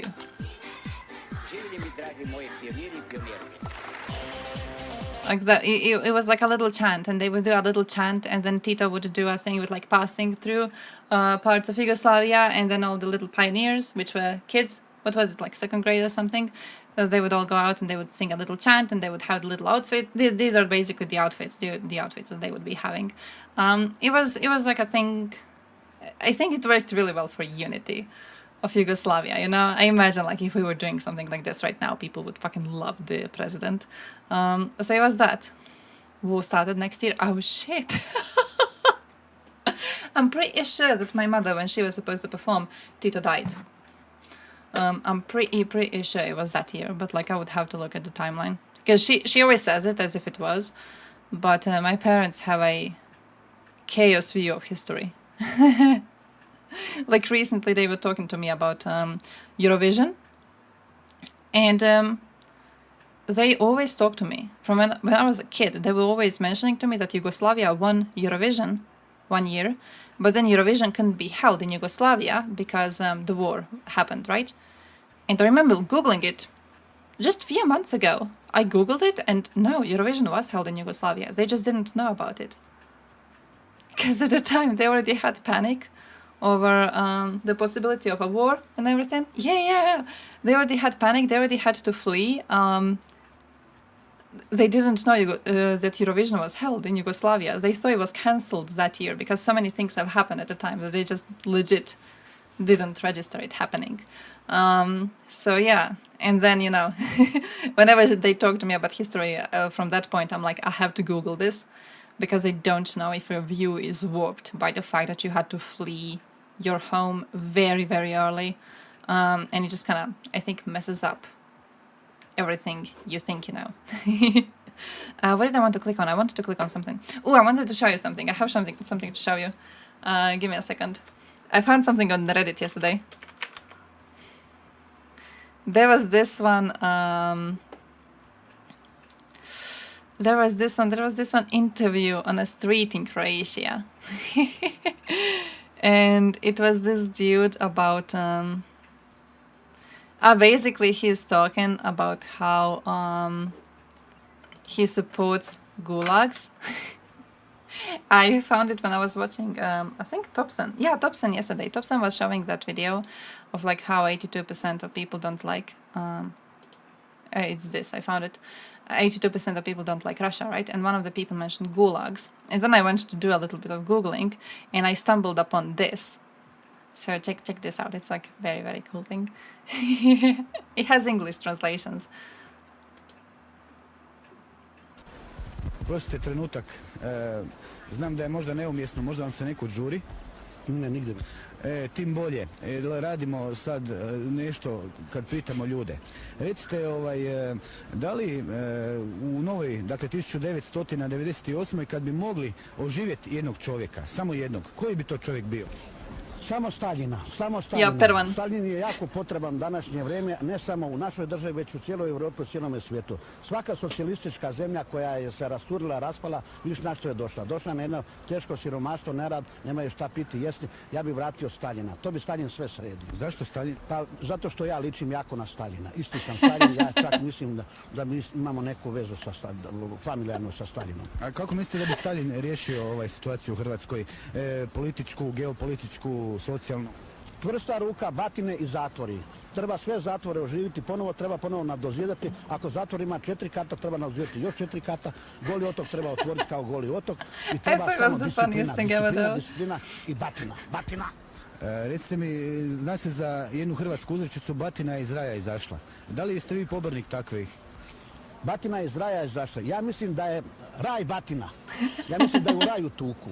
Nisam bio u raju, ne daj Bože da završim u raju, ali batina je majka, batina je sve. Ja nisam dobio batine, ja bi sad ovdje vas zbo nožem. There's something about his dumbass accent. And about how he's so round. I just love him. I love it. My favorite clip I have found. Yeah, it's a setup, but it reminds me of my mother, who unironically sometimes talks about how she wants gulags to be brought back. Not gulags, but like Goli otok. It reminds me of that. I have a feeling how to say this? It is a setup, but they made a setup because they noticed there's people actually existing who have this sort of an opinion. So the setup is supposed to be their opinion, but like a little bit more to the extreme, so they feel mocked, right? So I thought it was funny. No, she's one of those people who don't trust politics very much. So because she doesn't trust politics a lot, she has a belief that all corrupt politicians would end up on Goli otok. And it's an interesting thing to try to explain it. Like, bro, if Goli otok gets returned, those corrupt politicians are gonna send you there. Like, it's not gonna be, you know, when we had Tito around, it's not like he was sending corrupt politicians to Goli otok. He was sending politicians who were against him. He was sending people who were against him. He wasn't sending there, like, corrupt politicians who were on his side. You would still have a dude in power, and, like, everyone around them would be allowed to be corrupt, and then everyone opposing them would just be sent there, regardless of whether they do corrupt shit or not. You would end up at Goli otok. I don't think there's a way for you as a civilian right now to be advocating for Goli otok without it being true that you would end up on it, right? Just with the act of daring to advocate for it, daring to rebel against the current system so much that you want to bring it back, you would end up there. The fact you dare to go against the official state policy, you would go there, my dude. You would end up there. What? We could do Gulag better? I mean... I don't know if I want to ask how or why. Like, I don't know if I want to get tips on like how you could do it better, or if I want to be like, why would you do it? What's the benefit of it? What's the benefit of a gulag? Oh, is it like that dude in 1420 who said that how was it? That gulags were good because while gulags were existing, a lot of stuff was being built because people from the gulags were forced to work. Maybe like that. Football hooligans. Have you seen the current huge drama about it? Oh shit, guys! Also, I had to translate you some Serbian shit. But drama about Croatians kept in Greece. Not just that, but also their parents crying about the fact that their sons got kept in Greece for being little hooligans. Oh man, it is ridiculous. We already have political parties jumping on that. Most already jumped on that. Most was already like, oh yeah, you have to release our kids because like why are Croatian kids being kept in a Greek prison, as if Croatian kids didn't travel to Greece specifically to start fights with other fans. And then they have started fights. And then as a result of a fight, someone has died, right? We don't know who was the killer in question, but like we do know someone died as a result of a bunch of imbeciles traveling to where they are not supposed to be in the first place, because away fans are not allowed at these matches, traveling there to just start conflict. The amount of stupid ass comments I've seen, we are doing the Serb thing, my dude. We are doing the Serb thing with having the most dumb excuses for shit like this. It is ridiculous. I've seen people say that like, oh yeah, away fans are banned from going to the matches, but they're not banned from going to the country, so it's okay if they go and hang out in front of the stadium. Which, like, how could you be so stupid to say that? How could you be so stupid? Away fans are literally banned from going to the matches because they are going to start fights. Why would it be okay? In what sort of a fucking world would it be okay for them to go and chill in front of a stadium to start fights there? They shouldn't have been there in the first place. They shouldn't have been let in the fucking country. Greek police was warned that they were coming in the country. They should have immediately just like not allowed them to cross over the border. But yeah, not kids and guilty as fuck. Keep them locked up forever. Soup-centric recipes? Oh, nice. Wait, what did I want to show you? I forgot what I wanted to show you. We could watch the documentary. I wanted to click on something and I forgot what it was. 1 day ago?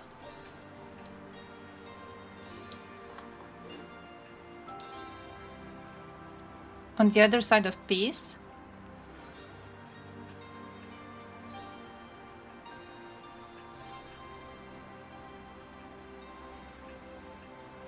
Whoa.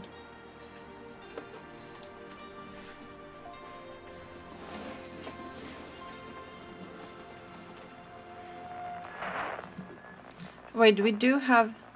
I haven't even checked the translations. Oh, it's Russian to English?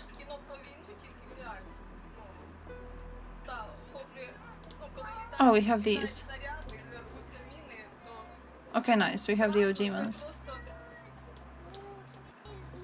Наскільки я не ляклива людина і а страх виникає інстинкти, ну так, поза свідомістю.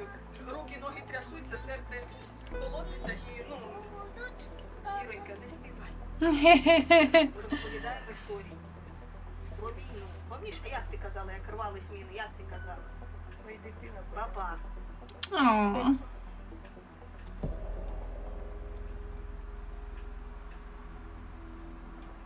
Dude.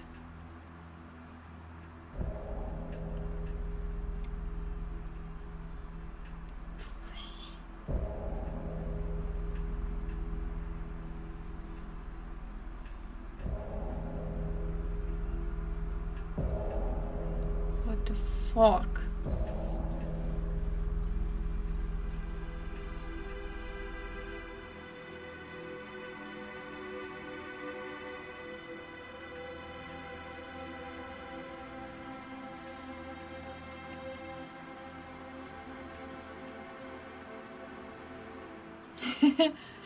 I can't.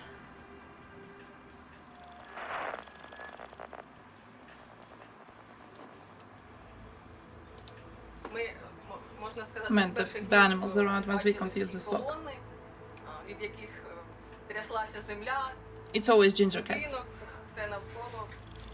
Проснулася от такого. Shit, this reminds me of a гукнуло post. щось, а я так ноги спустила з кровати. Кажу, началась війна. Очень страшно. Такое ощущение, что это сон. Проснуться нельзя с этого сна. Вышел собака гулять, когда начался, ракеты летели. Аж вікна дрожали в нас. Реально були от вибухів, чутно, як дрожать вікна. Перша бомба попала в мою хату. І там на березі стояла ціла батарея. І оце вони 2 неділі сюди лупили. Нам пообещали, что провод не будут, а через час наш дом расстреляли. І вертольоти, і гради, і самольоти. Родичі з Обухова, з Києва геть і в розвиток подавали, викидали фотографії, пости, бо нас шукали, не могли знайти. Оце дивіться, які осколки летіли. Dude.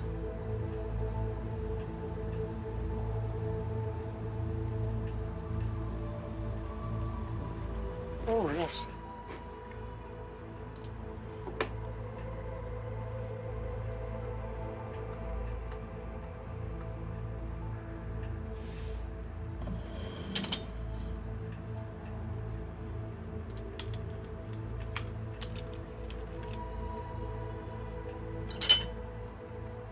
Gracious man, fuck her.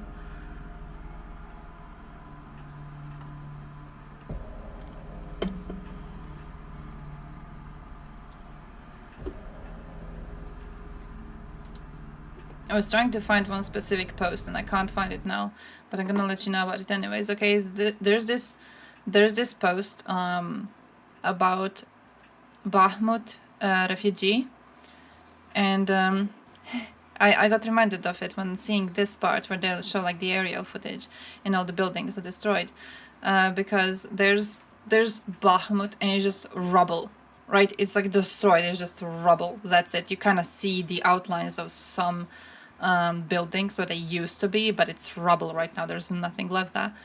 And she put lines on like different buildings, and she was like, hey, this is where I used to live, and then this is where the pizzeria was, and this is where my friend's house is, and it's like, man, just fucking horrible to watch. And this footage like reminds me of that. Like, damn, that was a house,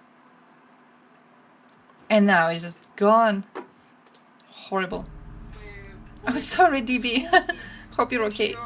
Не можна ні води набрати нормально, тому що вони там і в сільській раді снайпер засів, і на даху. Бро. І ми ходили отак, ниць згинаючись, бігали перебіжками від двора до двора, ходили, набирали воду. Holy shit. Речі тут завжди в мене на поготові були вже малого, мої тако на кучки я ложив. І от якщо починали бахкати сильно, то я хватав малого речі, свої, у ванну забігали, бігом одівалися, а то й бували й не одівалися, зразу голі й босі бігли в погріб.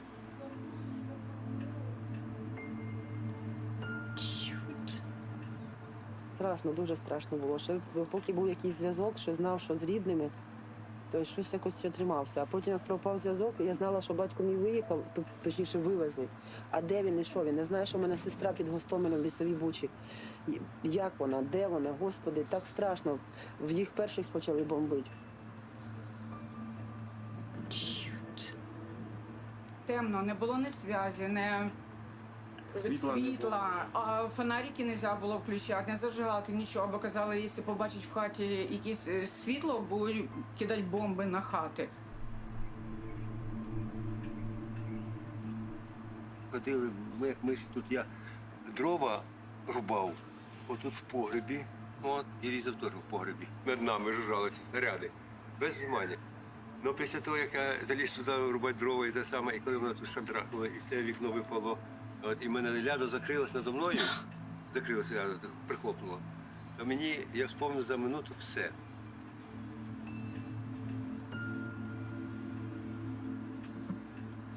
Це воно почало так і отак. А що ти робив тоді, коли бабахкало? Ховався в полі. Ага.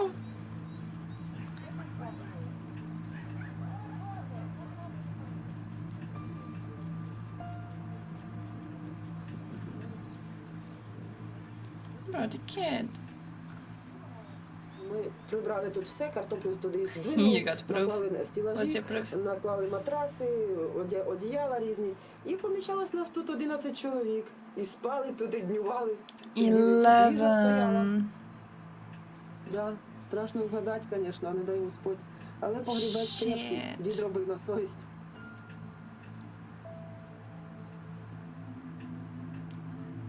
Yeah, good luck then. Guess we got like what? 3 good years of streaming left, my dudes. Hope you're having fun.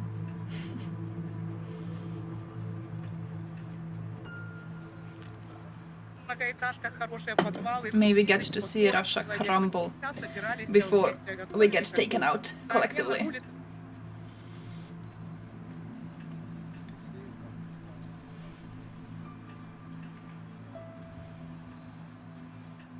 Facing them? Fuck off!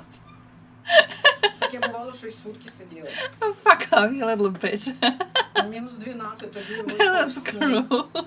Таке було, що і голі бігали, і босі. У мене отут така кофта в такої саме кофті була. У мене тут було 5 шапок, там перчатки, носки. Still Це does in the постійно store. ходила, що кінгуру в цій кофті, тому що ти спиш, little вона hater. бахне, ти должна діти біжати голі босі. True though, А I коли mean не you're було correct. світла, то ти знаєш, що мала при собі, і починаєш потім на них це все вдівати.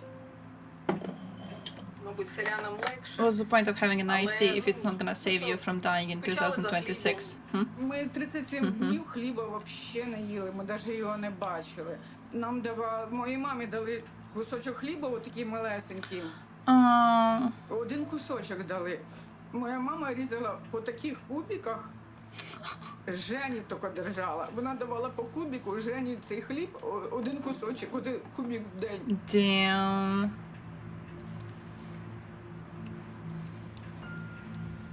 Why rich people hold wealth? I mean, it kind of depends on what sort of wealth it is.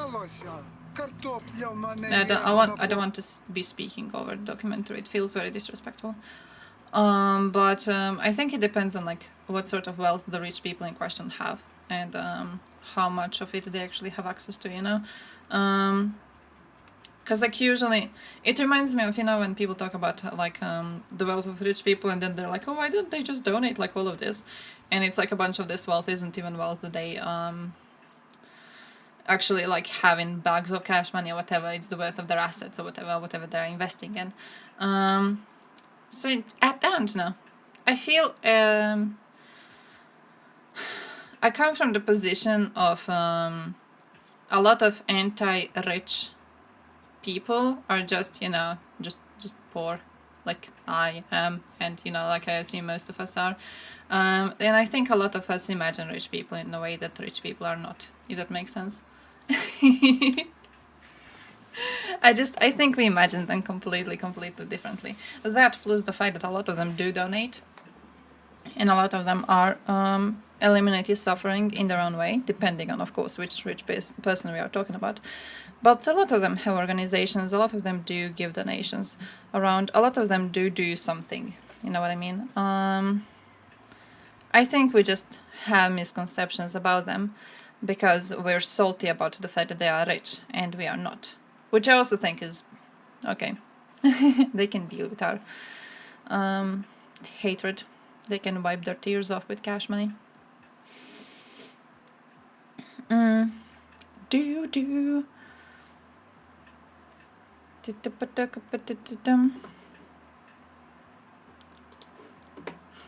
So yeah. Погріб є, картопля, морква, буряк, трохи хліба було. Це і так перерахували. I don't know, I think most riches are like okay. Добре, що в село. Even though I'm salty about the fact they are existing, being so rich. Хто де що приготовить, там роздаємо, що Okay, Elon's stupid. роздаємо по сусідам так. But even Elon, like when it comes to Elon too, you know, he's doing shit. He's not being a useful part of society in any sort of a way, right?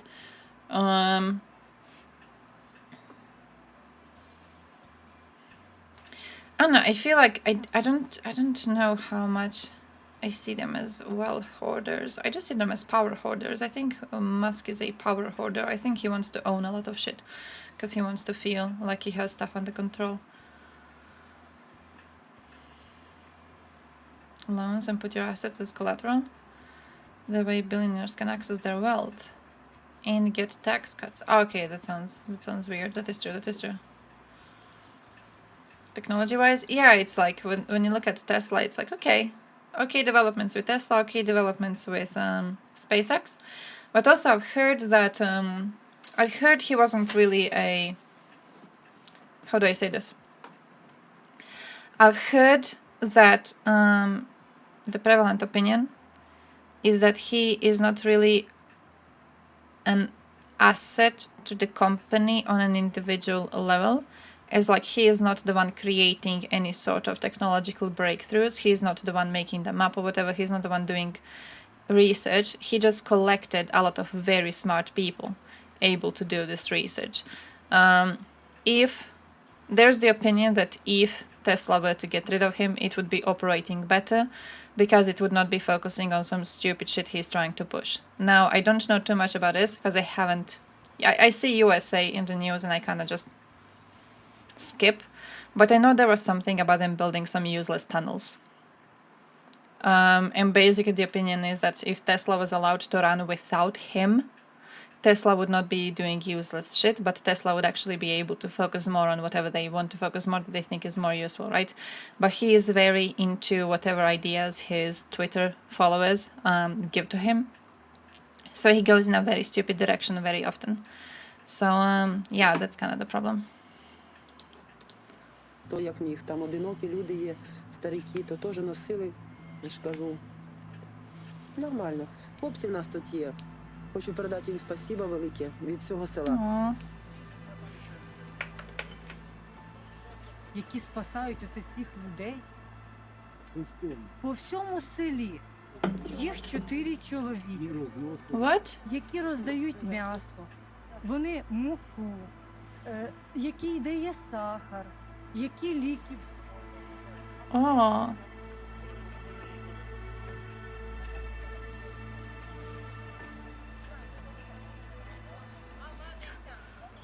Було там таке можливість взяти олії. І у нас було буквально 2 минути перебігти цей проміжуток, ну, до тих... Дорогу перебігти, де вони їдуть колоною постійно. До тих людей, вони всіх розстрілювали, хто перебігав. І ми отак висунеш голову, не їде. Ми бігли, я не знаю як. Це просто не передати. Коротше, ми забігли, да, ми тої олії взяли, але коли йшли назад, то ми тільки вийшли, почала йти колона. А Сергій каже, все, ховайся, їдуть. Коротше, блін, ти біжиш назад за той забор, блін, ховаєшся. Це в 21 столітті чи в якому це просто Oh, he's just an employee? That's interesting. I didn't know that. Нас вывели вот под этот забор, и здесь нас били. Забрали все документы. После того, когда избили, вот по этой улице нас вели 2 оккупанта под автоматами. Вели туда вниз. Вот там находился их штаб. И вот здесь, в этой машине, был расстрелян водитель. Он лежал на руле. Вот в этом Volkswagen. Они его прямо застрелили. Dude. У нас там є базар, там дядько, він, кажу, що ви їсте? Він каже, наш мужик. Він там сторожем і там залишився. Каже, я вже 6-й день на яблуках. Кажу, ну я вам принесу поїсти. І це ми з сином нагрузили 2 торби їжі і понесли йому. І це ж нас там якраз ті рашисти прийняли. Damn. Питають, а що у тебе, мать, на телефоні такі дзвонки не підписані? Кажу, ну об'ясняю, що були в мене люди, де пішли. Кажу, куди пішли? Кажу, куди? Куди туди? Кажу, туди. А куди вони мені не сказали, зв'язку нема. Що ви думаєте, на машині стояла якась там така апаратура, вони той мій телефон під'їдали під апаратуру і давай же ж там все пробивати, куди що дзвонили. Everyone working on those movies should be put in jail. Але, слава Богу, відпустили. And ironically, genocide supporters, all of them. Every single person acting in those, jail them, propagandists. Где-то в часов 12 ночи нас поставили всех на колени в подвале и светили фонариком, и товарища моего вывели на улицу. И много молодых хлопцев. Слышны были автоматные очереди. Dude. Дітей навіть малих, от там хлопчик сидів біля нас на колінах, мабуть, років 11. Я все просила, що відпустіть дітей. Кажу, беріть мене, відпустіть дітей. Я спала, 3 часа ночі, прийшли, застрелили замок, рвуться через окно, лізе в хату, поламали окно, а я вже сижу, Інтерес? кажу, мальчики, що ви хочете? А кто у вас там? Говорю, я сама бабушка. Сейчас мы залезем, посмотрим. Залізло автоматом туди-сюди по комнатах пройшлося, шкафи пооткривало, а тоді каже мені, закривайтесь. Так ото де танки, як їхали, ото коло танка там дорогана хотіли її розстріляти. А один каже, так, старий чоловік, тобі треба. Розстріляли тоді 3 людей у Ворзелі на сусідній вулиці. Одного поранили дядьку, ми його допомагали, ногу поранили його.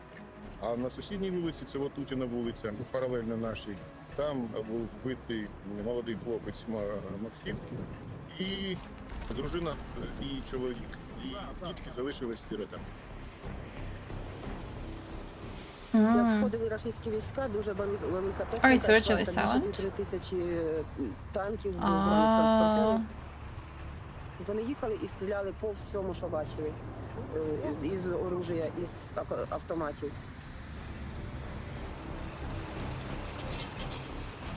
Man, I'm still learning what a tank is. Knowing which gun is which is like very impressive to me. Oh shit. Мы подошли где-то метров, наверное, от них 50. Они нас увидели. Я из танка, из автомата стоят эти мужики. Я подняла руки, говорю, там лежит мой ребенок раненый, я хочу, говорю, его забрать. Я говорю, хочу его забрать. Он говорит, раненый? Там, говорит, труп какой-то лежит. Говорит, это ваш? Я говорю, это мой ребенок. Bro. Мы идем мимо этих всех ублюдков, идем, находим машину, говорит, это вот, смотрите, вот он лежит. А он, бедненький, его скрутило вот так вот он скрученный, полили траву, у него обугленная кожа была черная, сажей покрыта. Dude.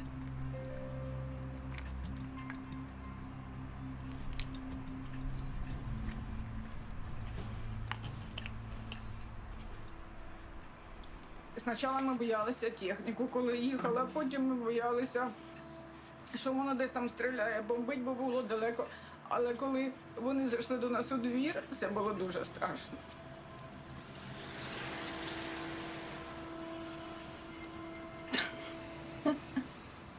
Тут у нас була матрас. Fucking burrits. Ми отак покотом сиділа я. And the fact the state is like starring them out. Назар. А теща була в хаті сиділа. Вони прийшли і почали стукати в двері. Хазяйка, відкройте, ми тільки посмотримо. Там, де було зачинено, Fight between gun nuts. двері, вікна.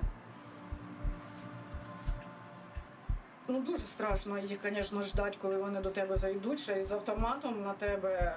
Ну, він сюди спочатку перезарядив, його спустився, шторку дулом так хоп, відкрив, а я отут сиділа під стінкою. І такі, виходіть, блін, а в мене паніка, ми всі підняли руки, ми давай всі плакати, просто отак колоти тебе. Тоді вже я умерла, тоді, коли вони на мене направили оружие, коли вони сказали, виходь, уже тоді у мене життя закінчилась. І я кажу, опусти оружие, говорю, зараз в мене буде виходити дитина. Один, звісно, опустив, а другий полуодвернувся, але все одно держав це оружие. Ми вийшли, я говорю, що ви тут шукаєте? Я говорю, що ви від нас хочете? Типу, каже, нацистів. Extremely rare?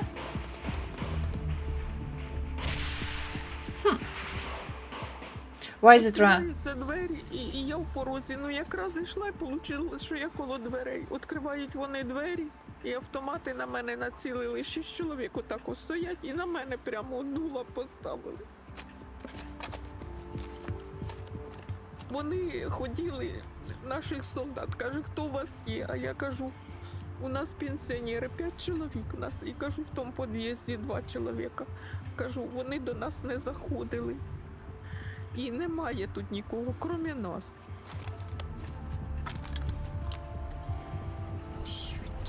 Ми не були інформовані нічого. Ми не знали, які звірства робляться в Бучі, що там робиться у центрі Бородянки. Ми нічого такого не знали. Ми тут, наша вулиця трошки наче на отшибі, і все пролітало мимо нас. Ага. Але вже потім, коли відпустили додому, було страшно, що дійсно, що відпустили, що жива. А потім, коли узнали, що робиться взагалі, як вони катують людей.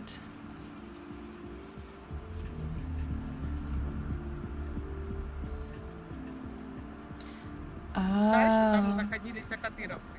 Вот они забрали в плен, в военном городке в подвалах держали. А потом 3 автобусами вывезли на границу Беларуси. Там, короче, страхи. Насиловали девочек этих, семьями забирали, прямо семьями их. Насиловали, вешали, расстреливали.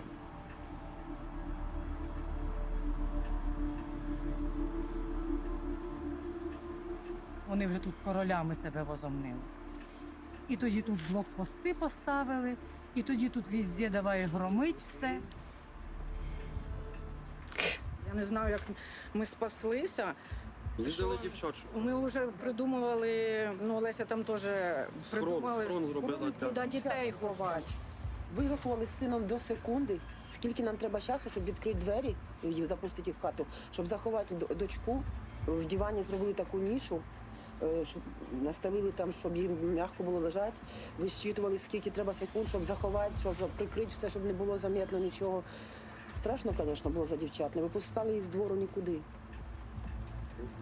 Якщо десь вони одна до одної ходили, то городами тако, і то сиділи в погребі. Діти при свічках в погребі гуляли в ігри, не виходили навіть днем.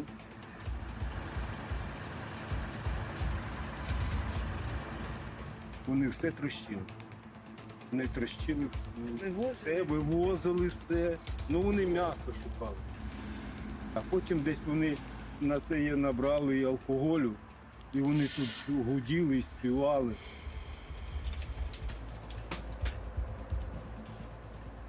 Сина вбили 3 березня. 3 березня. Росіяни? А? Росіяни вбили? Ну, звісно, росіяни, коти. Він їхав зі своєю машиною з жінкою. Його застрелили. Oh shit, I've seen these А videos. потім у серце, і він потеряв контроль над собою. І якось машина, я не знаю, загорілася, так невістка вискочила. А машина так і згоріла.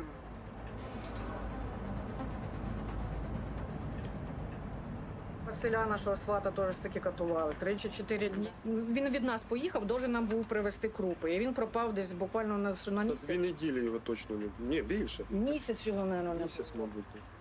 А потім, вже коли вони вийшли, і він до нас приїхав, то він розказував, коли він від нас їхав, то його забрали веломашину, посадили в танк, завезли в Бородянку, і Бородянки там держали. 2 дні. І ребра поламали йому, і руки там поперебивали.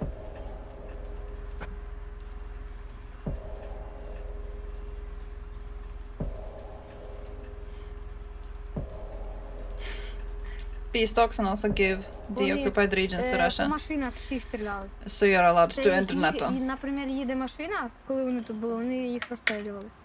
Dude.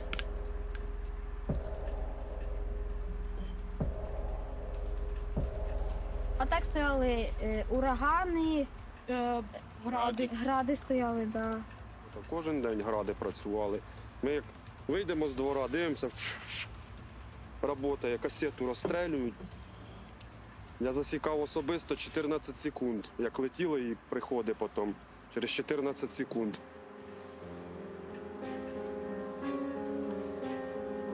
No? Я особисто з моєю родиною пережив 2 обстріли градами і 2 мінометних обстріли. У мене паркан посічений уламками, сусідні будинки погоріли, порозламувало їх. В двір залетів снаряд, зарився в землю і не вибухнув. Mm-hmm.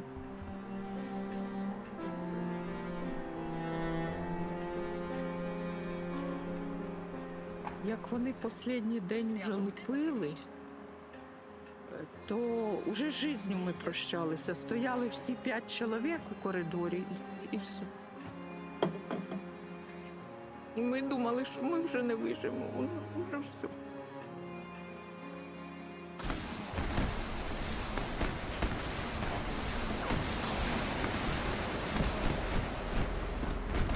Bro.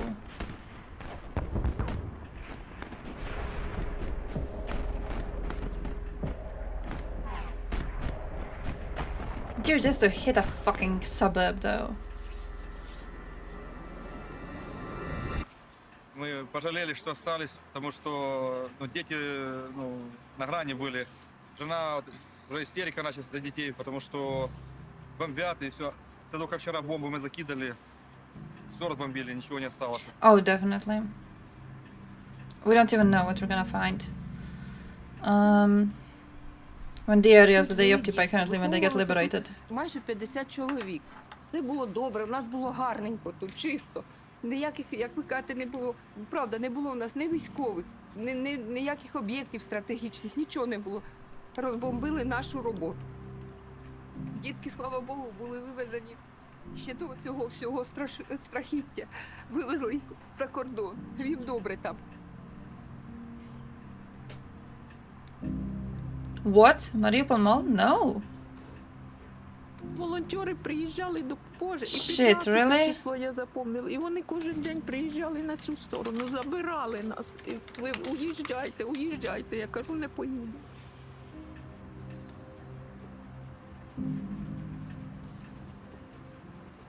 Отак мені й треба. Я думаю, що не уїхала, і про нас ніхто не буде думати. А потім, як стали їсти, і I'm поліція seeing it being destroyed. возила нам їсти, і волонтери, як стали всі возити. Боже, кажу, не забули нас. А я думала, що вони забудуть. Чесно, так грішила тако мислено попервах, а потім спасибо всім, хто про нас дбає.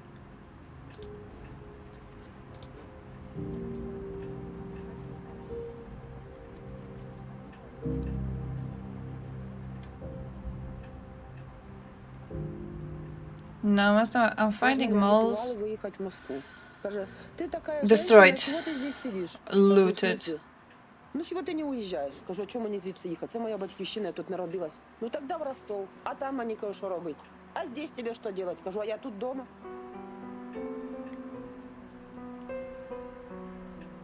То як перші були, кажуть, боже, ми так хорошо живете на Україні багато.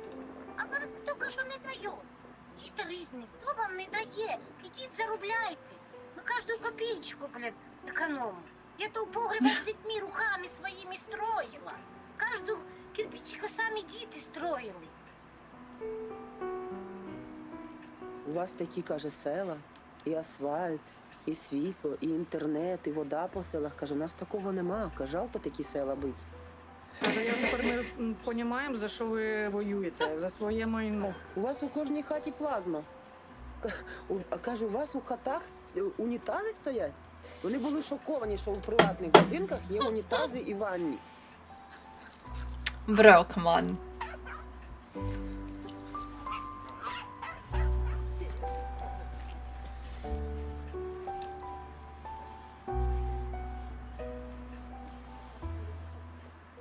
Страшно, ну це ужас, це I think we'll never know anyways. That's kind of the most fucked thing about it, isn't it? Можна просто, це настільки в психі оставляє слід, ну, Because like no matter when it's liberated, you will сознанні, що, never know що гірше не придумаєш. about a lot of these people. Я заїкалася, неділю не могла говорити після цього всього. Всі травміровані, а хто ж людина адекватна оце перенесе, оце все. А ми, слава Богу, пережили оце все. Ну, будемо відбудовувати якось, прибирати, щось робити. Повернуся, може ж дітки, не може ж бути такого, щоб не було вже миру в нас. Повернуться наші дітки і будемо працювати. Пробачте, що це вже оці сльози, це вже слабость, нерви не здають. Вбитих дуже багато, замордованих дуже. Chaplain? Росія терорист. Тут все, що можна сказати. Це не війна. Я дивлюся, це війна. Війна, коли армія з армією. А коли орда, ви армію назвати. Yeah, I've just seen it now that you mentioned the edgy pictures. I've tried to find the Mariupol mall, but when I look for it, well, let me show you what you get. Let me show you what you get in one of the first results.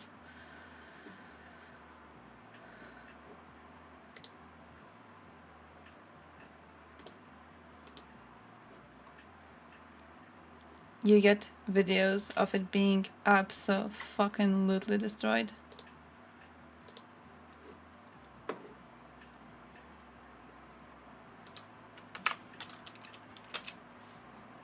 This one. When they taking... Oh shit, why do I remember them taking edgy pictures? No, it was Mariupol, wasn't it? When the Instagram people were going there. The Instagram people were going there, because I remember one analysis from a Russian, and I can't find the fucking analysis. I haven't saved it at the time. And now I'm finding it very hard to Google in Russian to find it. I need to figure out where it is. But the writer was like, oh, look at these images of this Russian influencer. And she's basically taking images in front of like destroyed buildings and everything, right? She's, I think she's, it was either belts or pants that she was trying to advertise, right, on her social media. But she's taken a bunch of images, and it's like in one of those, like, I don't know what it's called, textile, I want to say. And basically he goes, hey, look at all of these images of this Russian, that this Russian has taken in front of these buildings. The first time you see this, what do you think? Where do you think these images were taken? You think, oh, just another Moscow person who came to the poor regions of Russia to take images in front of destroyed buildings. But no, she's actually in Mariupol. And that kind of stuck with me. The fact that they, for aesthetics, not only are they dehumanizing Ukrainians and going to take these stupid ass pictures in cities that their people have destroyed and bombed, they do that to their own. They go to poor regions of Russia and they take aesthetic images in front of buildings looking real shit in the background. It's just, bro, it's a fucking cult at this point. The entire nation is a fucking cult. There's nothing of value there. От в Ірпіні ми бачили особисто, я бачу машини з написом «Діти», їх розстрілювали. Коли орда воює з перестарілими, з дітьми, з вагітними жінками, це тероризм, це не війна. І важливо, щоб світова спільнота це зрозуміла, усвідомила. Чим скоріше світ це усвідомить, тим скоріше і з меншими жертвами вдасться знищити носія Oh shit, yeah, Bandera. Bandera personally, I've heard. Bandera personally carried around those fancy guns, which are really silent and I can't remember the name.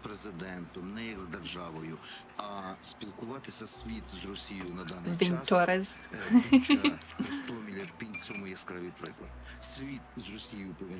Yeah, he's a chaplain. Capellan. I don't know what that exactly is. Is it chaplain in English? It sounds similar, so I guess it should be.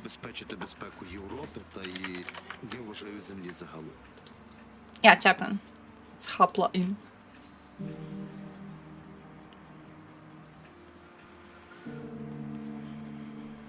Nikolai Kharkiv, Kherson. Bro, that's bro. Oh shit.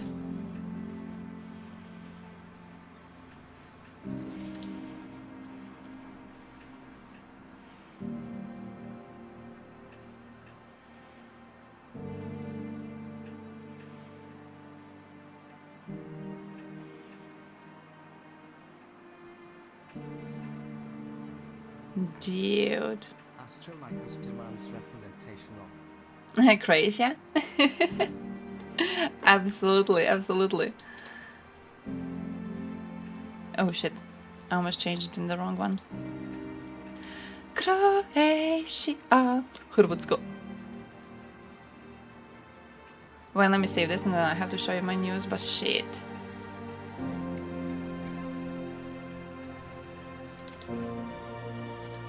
Crazy. Dude.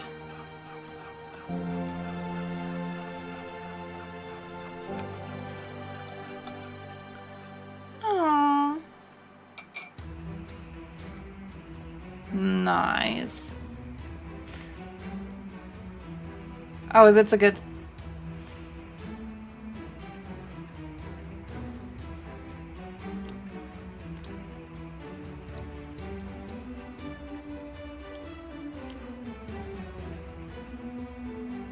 Oh, nice.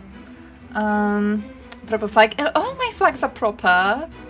All my flags are proper. I'm a nice person, okay? I'm a nice person. Also, I think Croatian Nazis are cringe as fuck. Where I'm like in the song.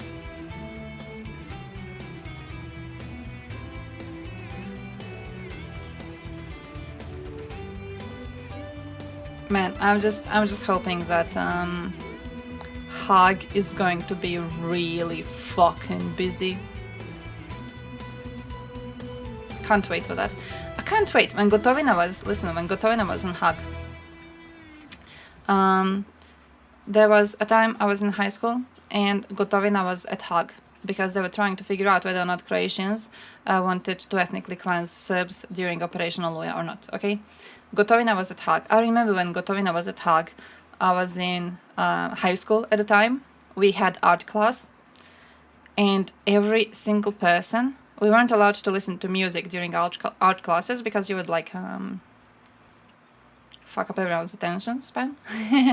But like we were listening to the radio and on the radio there was a trial against Gotovina and everyone was waiting to hear if he's gonna go to prison or not.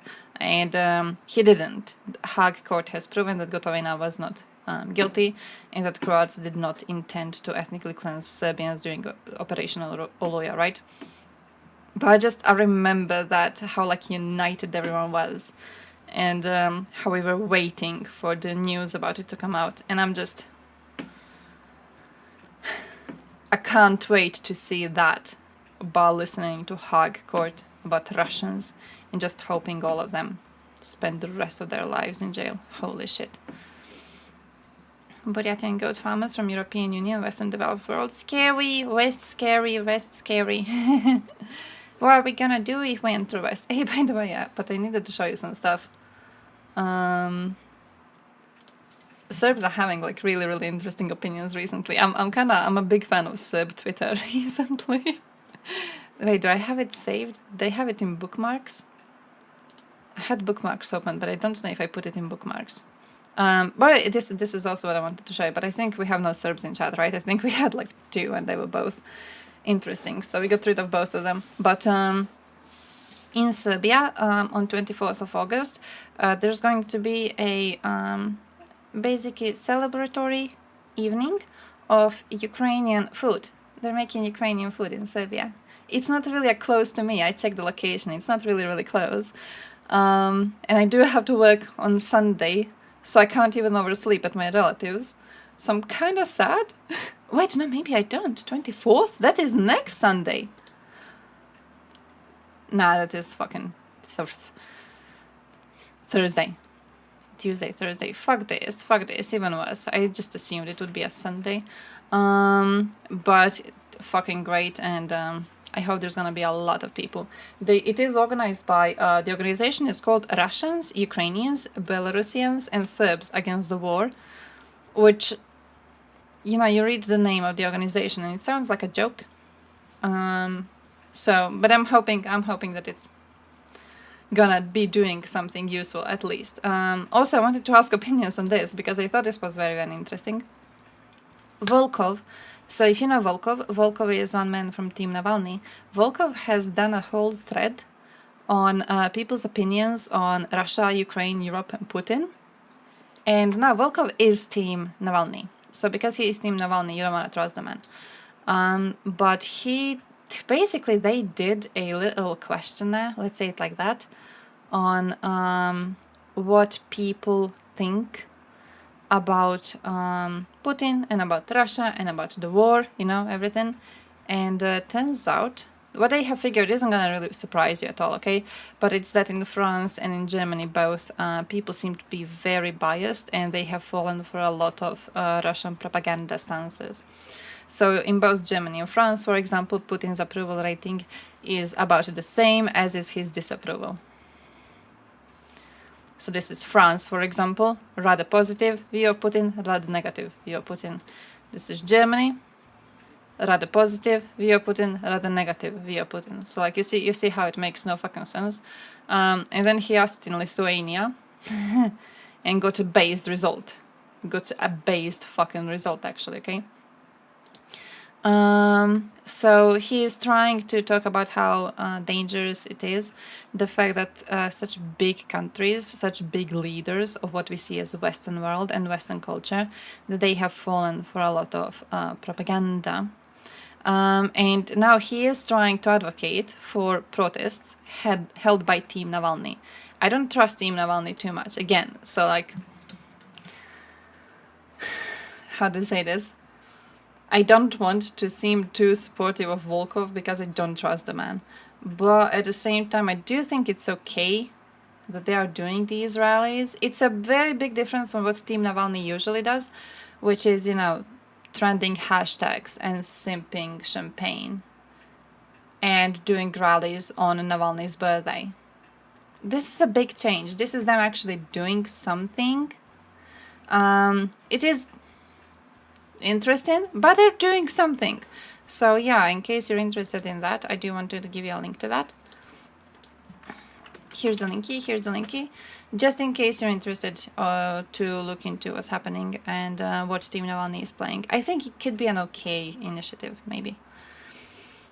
On the 24th of that year, 18 hours out of 24 hours, there was an air alert all over Ukraine. Shit. Oh, holy shit, how the fuck? Ah, just busted. Hey, I saved these though, I went to Serb Twitter. Imagine donating to Navalny and then learning it was spent on private jets for his staff. Yeah, it's like... But rallies, I think rallies are okay, maybe. Like protests, right? It's like an okay thing to do. It's not like you have to pay the entrance or whatever. So they can't really steal it. But it's still Team Navalny, you know what I mean? I fear they're going to use it in some other way. I fear they're going to do... I think... Platya has mentioned dehumanization problem previously. I think I don't really have a dehumanization problem, as much as I have a problem of not knowing when I'm having too much trust in Russians, and I think then I try to just crush every single idea of trust or hope I have in them, just in case. And this is one of those situations, you know, I look at Team Navalny and I'm like, Team Navalny may be doing something good. And my brain just immediately goes to, this is, in some way, this is fake. This is fake, okay? What they're actually trying to do is frame Putin for the war so they can overthrow Putin, install Navalny, and so that he can be a new dictator. That's what's actually going on. It's like with 1420, I'm really sussed out by the fact that he is now asking stronger questions and getting stronger answers. Part of me is like, he's doing this to try and make ordinary Russians seem better for the West. He knows his audience is Western. I imagine that it would be quite, I don't want to say profitable, beneficial for him to create the idea of good Russians in the West. That's how I'm seeing it. Like, I don't trust them and I can't trust any of them. Ukraine Independence Day is the same as my birthday. So I'm a toast to myself and Ukraine. Ah, nice! Oh, nice, oh, nice. That actually sounds really, really cute, right? Navalny's team led Putin to dictatorship. Any moment when there could be a rebellion in Russia, they calm people down. Yeah, that too. It's like, I really want to think that they're going to do something okay with the Israelis. I can't. I fucking can't. Bulldozer? It's not Bulldozer, it's the Serbian version. Because the Serbian version was actually good and managed to kick Milosevic out of power. Bulldozer did not kick Milosevic out of power. Getting more radical Putin fans. All hope for normal Russians is gone. He did have few people who were like very unsupportive of Russia recently, which makes me feel so stout. It makes me feel so stout. I'm like, I see a normal Russian and I'm like, oh, you were put here by KGB itself because they are aware the West hates you people so much. So now this one is put here to be pretending to be normal, so we would have a good opinion of you. Bulldozer, that's a Maryland. Excuse me. We have successfully overtaken Dylan Burns. He is one of us now. I haven't even been able to catch his streams for the longest fucking time. But what I wanted to show you is this post, which I thought was kind of cool. Okay, it's from this one Serb. Do we call him an influencer? I don't know. He's posting on Twitter. He's not shit posting, mostly like bitching about politics. I just thought it was a bit interesting post. So he's showing the Eurocoin. If you remember the problem with Eurocoin, that Croatia put Tesla on a coin, right? And it says it's Tesla in Croatian.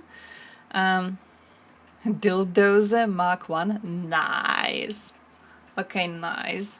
I didn't know about that, but nice. That's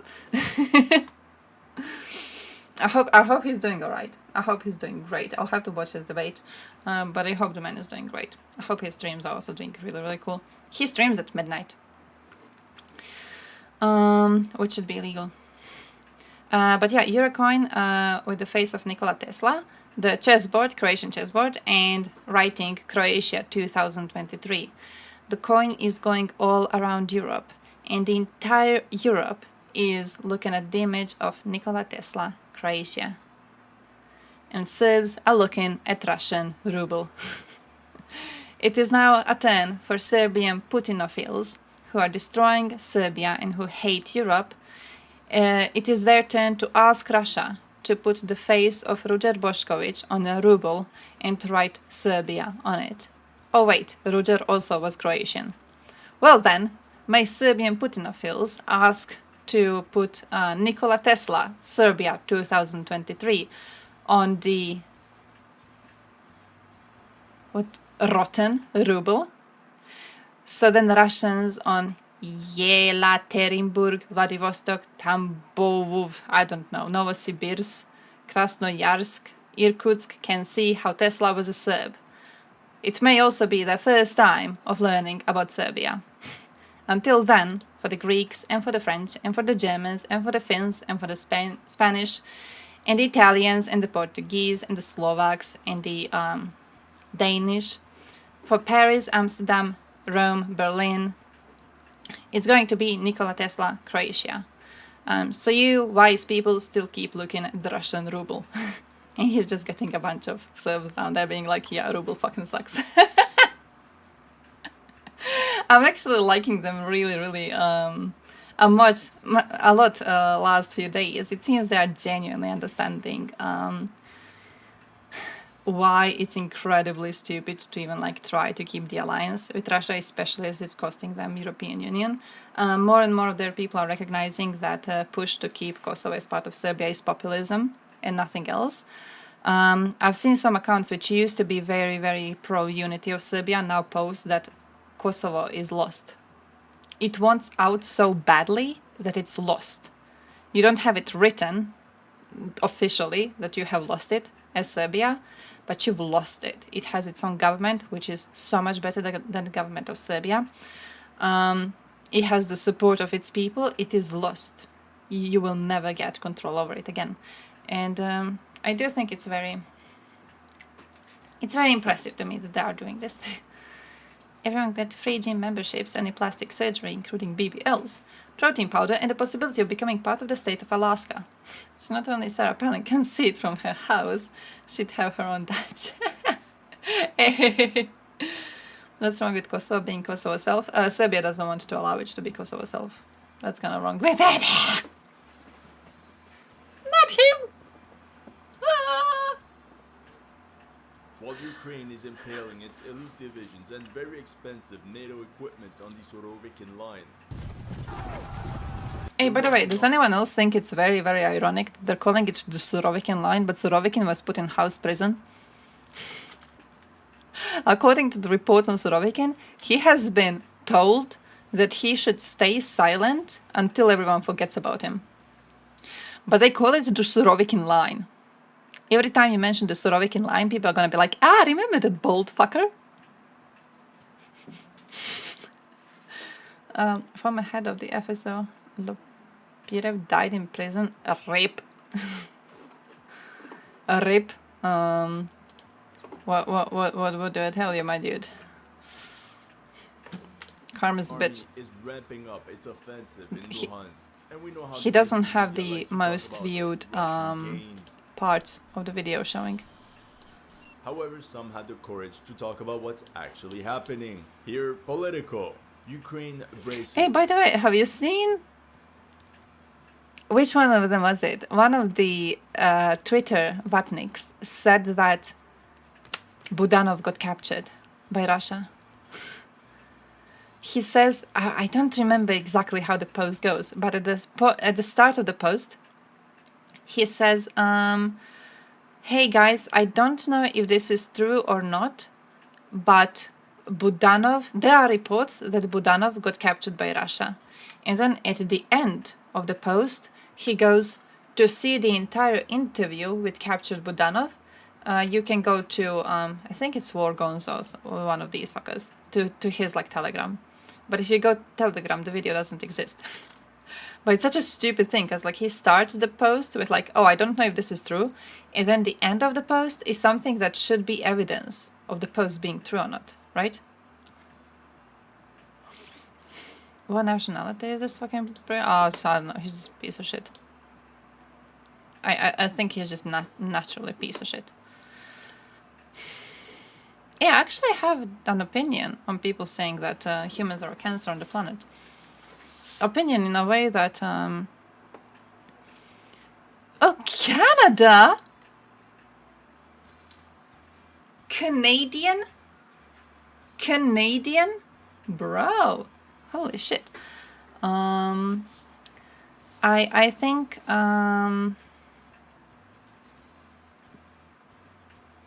I don't know if you're aware that if humans get wiped off the face of the planet, it would mean destroying the habitat of a lot of species right now. Right? I don't know if when people talk about this, I think you guys imagine it as if like, oh, if all the people were like if you could snap them, if you could do a Thanos snap to all humans right now, the world would just return to the point of when there were no humans. But it is not what actually would have happened. We already had a huge influence on environment. We now are environment to many of these animals. We are their environment, right? We are a part of it. If humans go extinct, you will see a mass extinction. There's no way around it. We have had such a huge influence on the environment that if we go extinct, everything is going to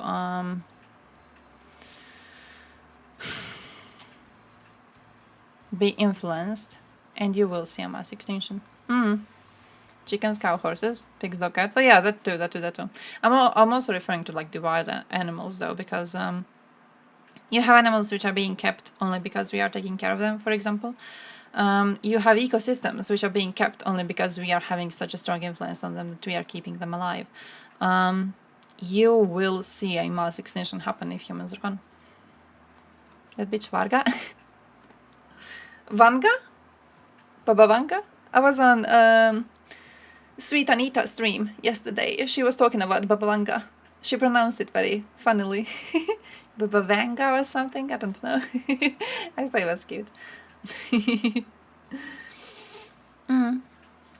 Humans are also currently creating a mass extinction. Could see that. Yeah. Could see that. We do have influence on the environment, though. We could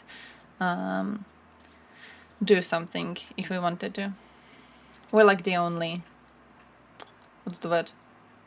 Sentient species who can actually influence it, wanting to influence it, right? Damned if we do exist, damn if we don't, yeah. I'm going to raid Sweet Anita, bro.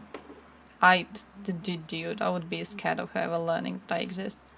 I don't want her to know about me.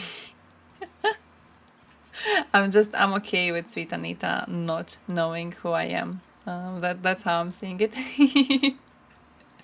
By the way, I wanted to show you some videos, but I don't know which one I want to click on.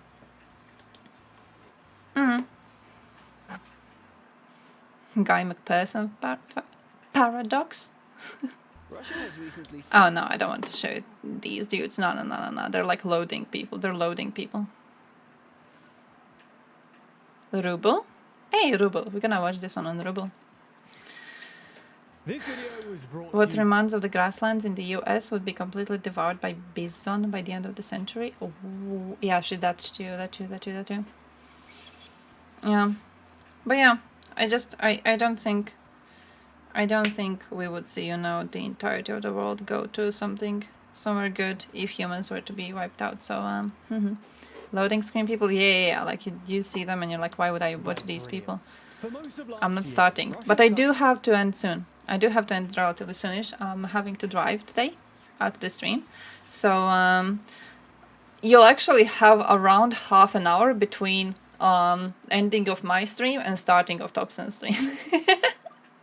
I'm hoping to be home relatively quickly so I can actually watch Thompson while doing my research on Vojvodina. So be happy for that, okay? Be happy for that, because I'm very, very hyped for that. Also, for those of you who weren't here at the start of the stream, so you didn't see what Bulldozer Revolution conversation was, I'm gonna give you my data on it. Okay, I looked into Bulldozer Revolution and I was really, really hyped about it. But Bulldozer Revolution was how Serbs got rid of Milosevic. That was basically it. So huge protests supported by international community, in which they finally managed to kick out Milosevic, who until then was controlling the entirety of Serbia.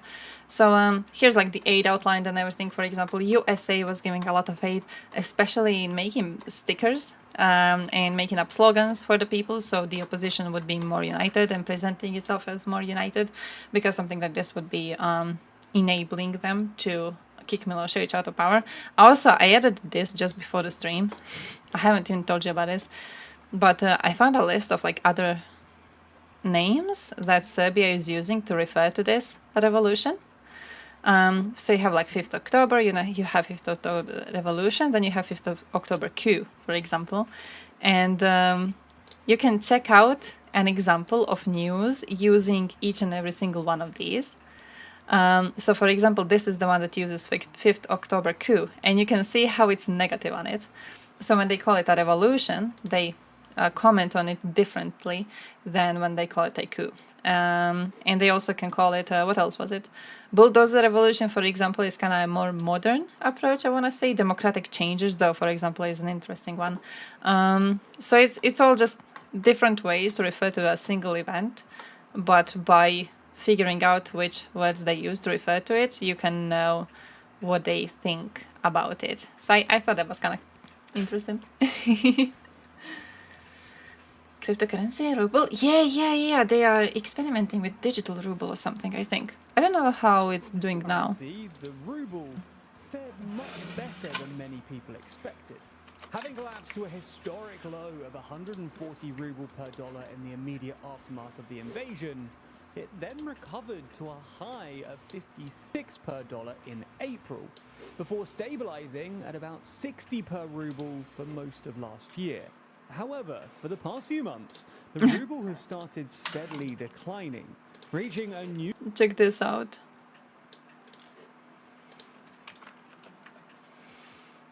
ISIS was a CIA coup. Oh, true. I hear Victoria Nuland was there, giving donuts to ICE.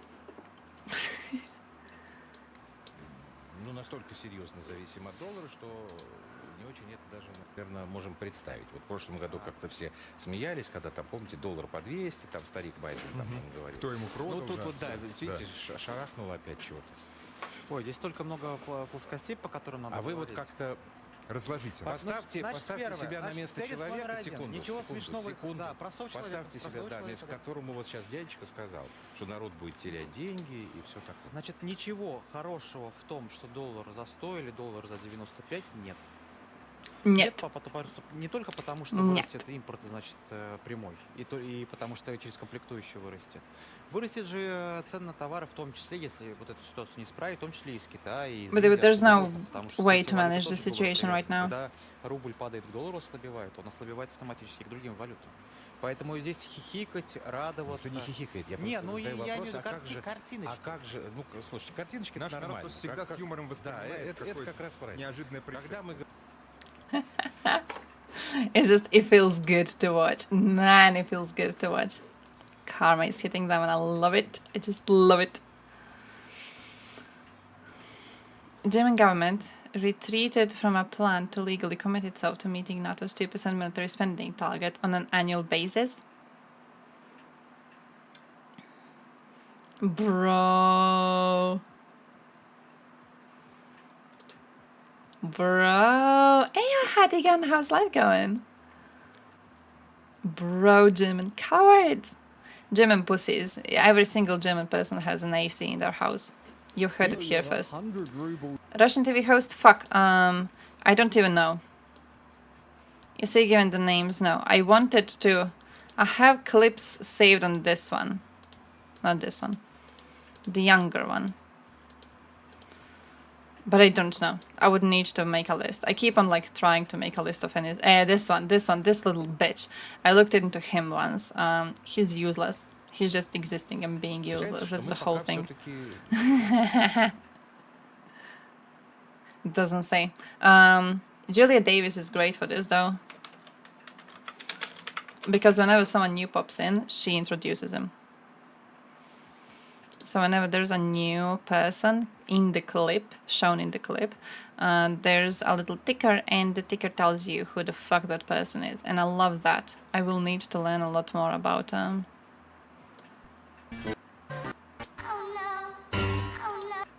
Oh, he fell down. But yeah, every time there's someone new talking, they get introduced and like that. I don't think... No, wait. I don't think there's a mechanism to kick someone out of NATO. I don't... I would love to believe in that. But I don't think there is a mechanism to kick someone out of NATO. So I think they're gonna stay and they're just gonna be useless. Actually, I think NATO should implement a mechanism to kick you out of NATO if you don't spend at least 2%.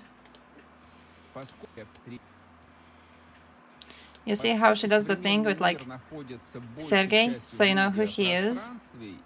I love that. And then you know who Sergey is. I love that so much. We talked about the Bulldozer Revolution because I was doing research yesterday for it. So I collected a lot of sources on the Bulldozer Revolution. So we mostly talked about that one. Wait, I'm gonna give you the link. Here's my research on Bulldozer Revolution. So you have this is the background to it, then you have the green, this is like what happened while it was happening, but I didn't want to say too much about it because I didn't think it was too interesting, to be honest. But then you have these yellows, which are why it succeeded, and here is where the fun stuff is about like how they planned it out, and also how they utilized foreign support for the revolution, and how it managed to succeed and to be so strong, in big part because of the foreign advisors. So USA, for example, played a huge part.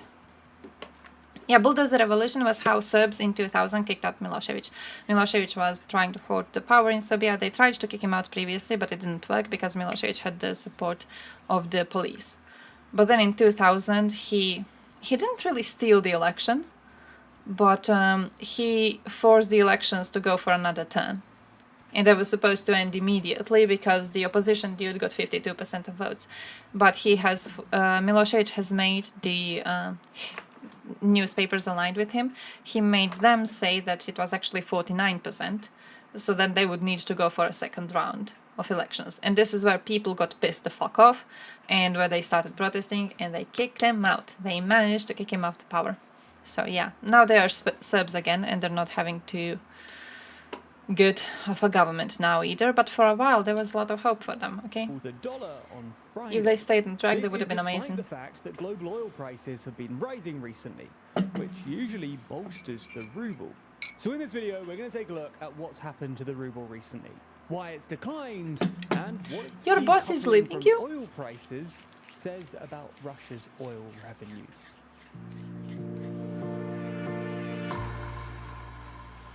Before we start, if you haven't already, please consider subscribing and ringing the bell to stay in the loop and be notified when we release new videos. So let's start with a quick recap. When sanctions were first introduced on Russia in the immediate aftermath of Putin's invasion of Ukraine, many analysts expected them to cripple the Russian economy. After all, these sanctions were unprecedented. Wait, that's They the... included freezing Russian central bank I know- assets, expelling a lot of Russian banks from SWIFT, as well as... Wait, they can exchange Russian prisoners for Russian political prisoners? So like, I don't know if I've heard of that thing or if we are talking about the same thing, but I just know it differently. I know there's one for surrendering.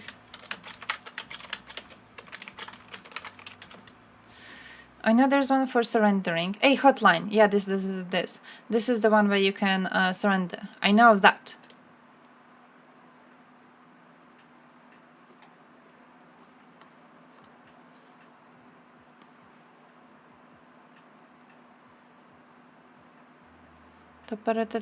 Yeah. This is I guess all I know about it. This is all I know about it. I know that Russians can call, and then the videos with the number on which the call were shown to Russians on several occasions, to be like, hey, you can just call, like you don't have to go to war, you can just call and you can surrender safely and you will be given a safe you know, place to stay at and you will not be killed, which is a lot better than anything else that could be happening to you. What is this?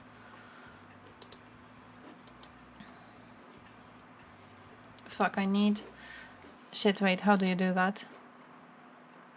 I need to force it to open nicely so I can right-click translate, and I never know how to do that. Hey, okay, found it. Did I? This is that one, right? Yeah, the woman is here. I should be able to just do this and then translate. Yeah. Information for Russians whose relatives and friends were repressed by the Putin regime for their anti-war stance or support for Ukraine. Almost 20,000 citizens of the Russian Federation have been detained. At least 636 people have become defendants in anti-war criminal cases since the beginning of Russia's invasion of Ukraine. If you want to return your loved ones who fell under the repressive ring of the Putin regime for their anti-war positions, write to us. Oh, they will be... Oh, the I Want to Live project provides legal support as well as other feasible assistance for the release of those who oppose the criminal war and dictatorship. We will initiate the transfer of such people to Ukraine with the possibility of obtaining political asylum in Ukraine and in the countries of the European Union. Oh! Huh. Okay, that sounds interesting. No, I haven't seen this. That isn't... Whoa, wait, why?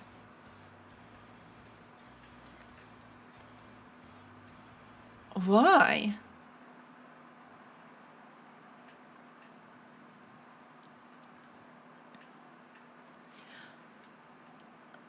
Like, I'm trying to figure out cost and benefit of this.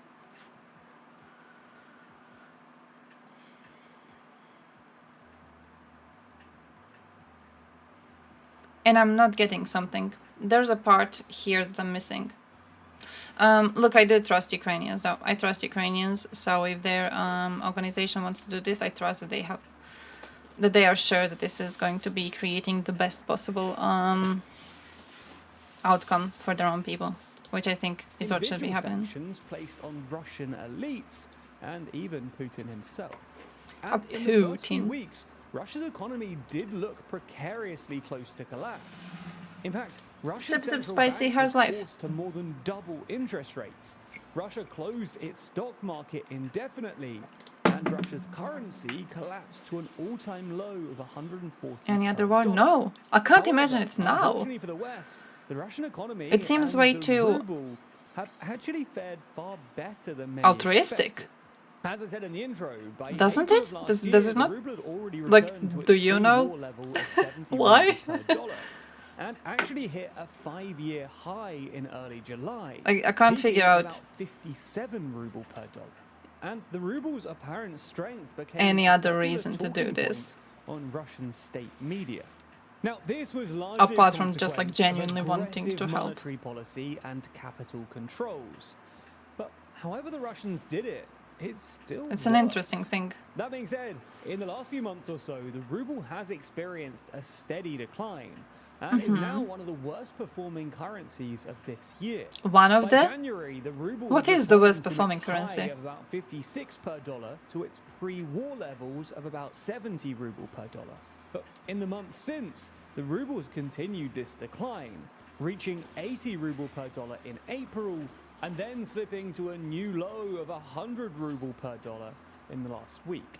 All in all, this means that the ruble has Let's declined by go. something like 40% Venezuela. Oh against shit. the dollar in the past 12 months.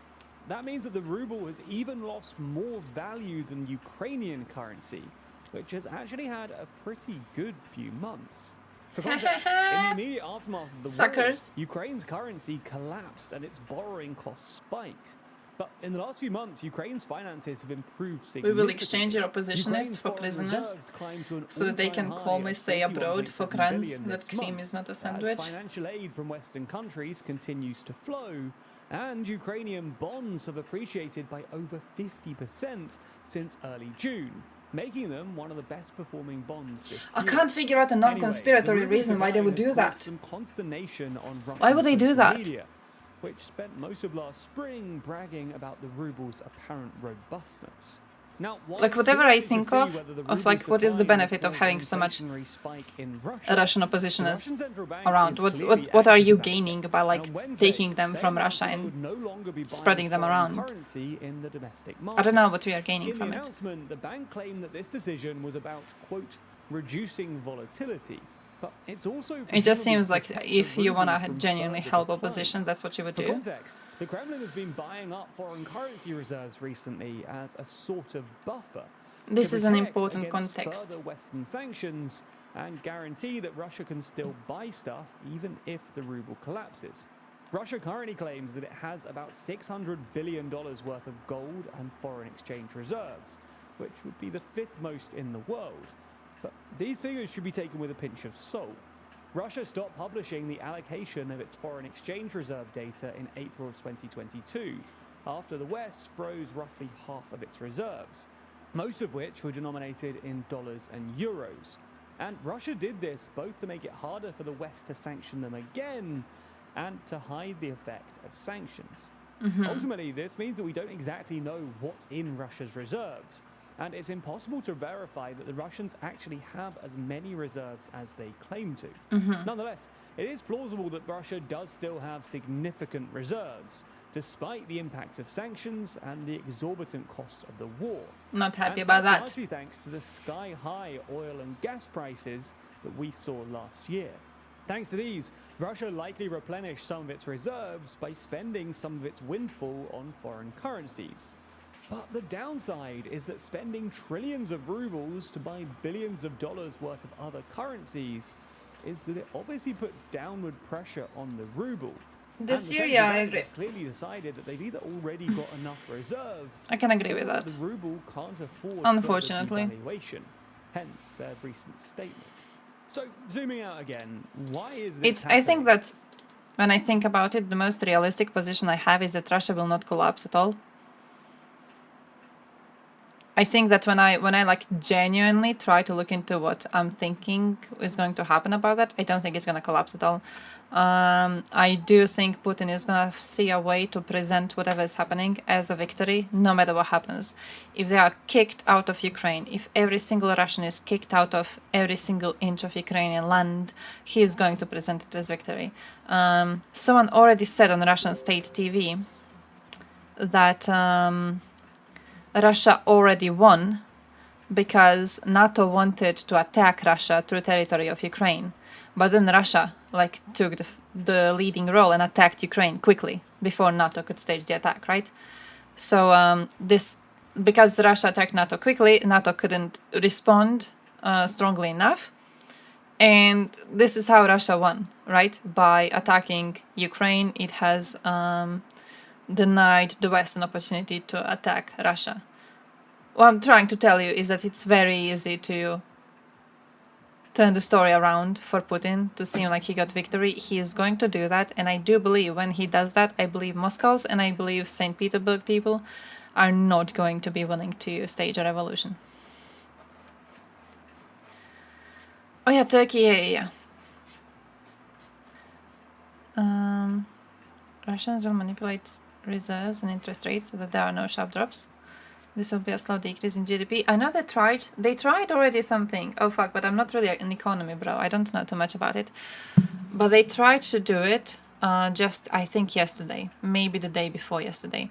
They tried to sell a bunch of reserves to keep the value of the ruble a bit higher.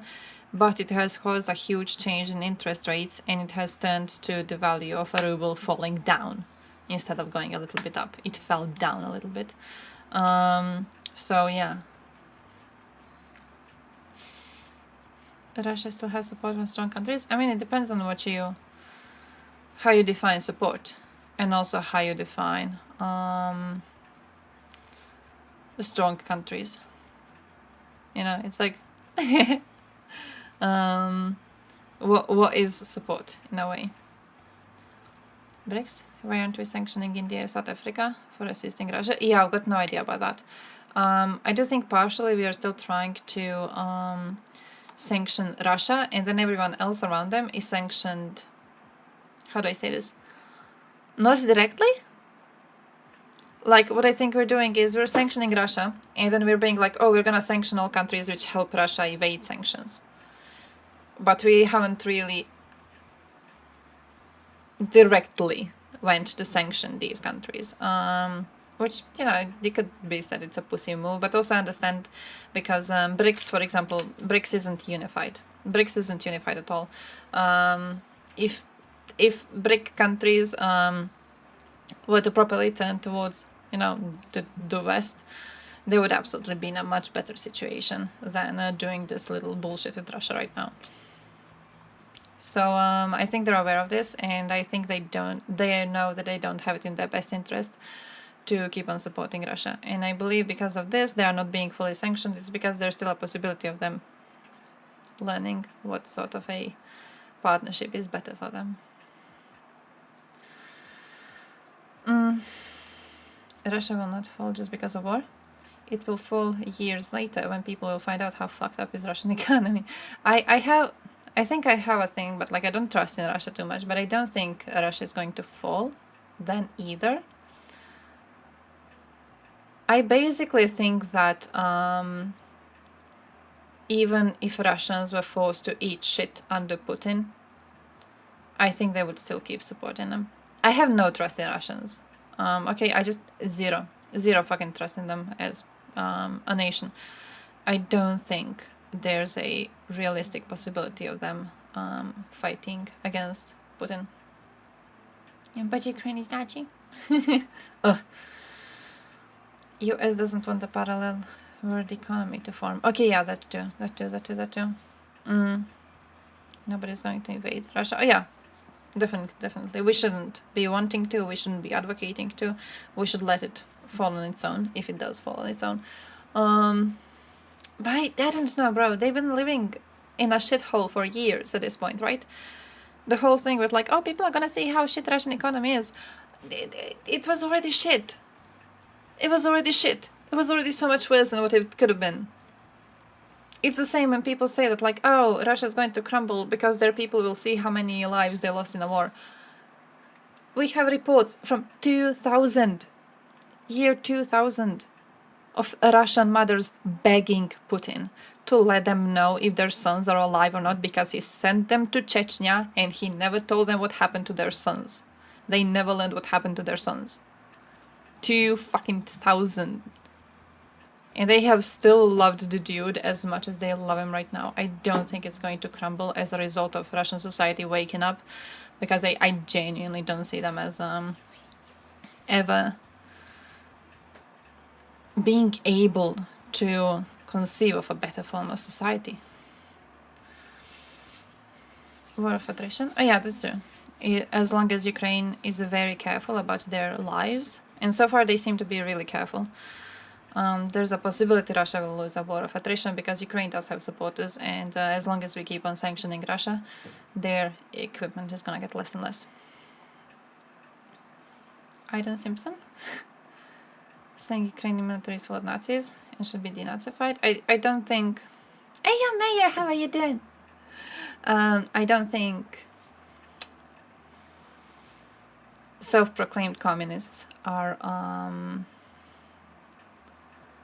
a good source of information on this at all. But also I have to be leaving. Holy shit.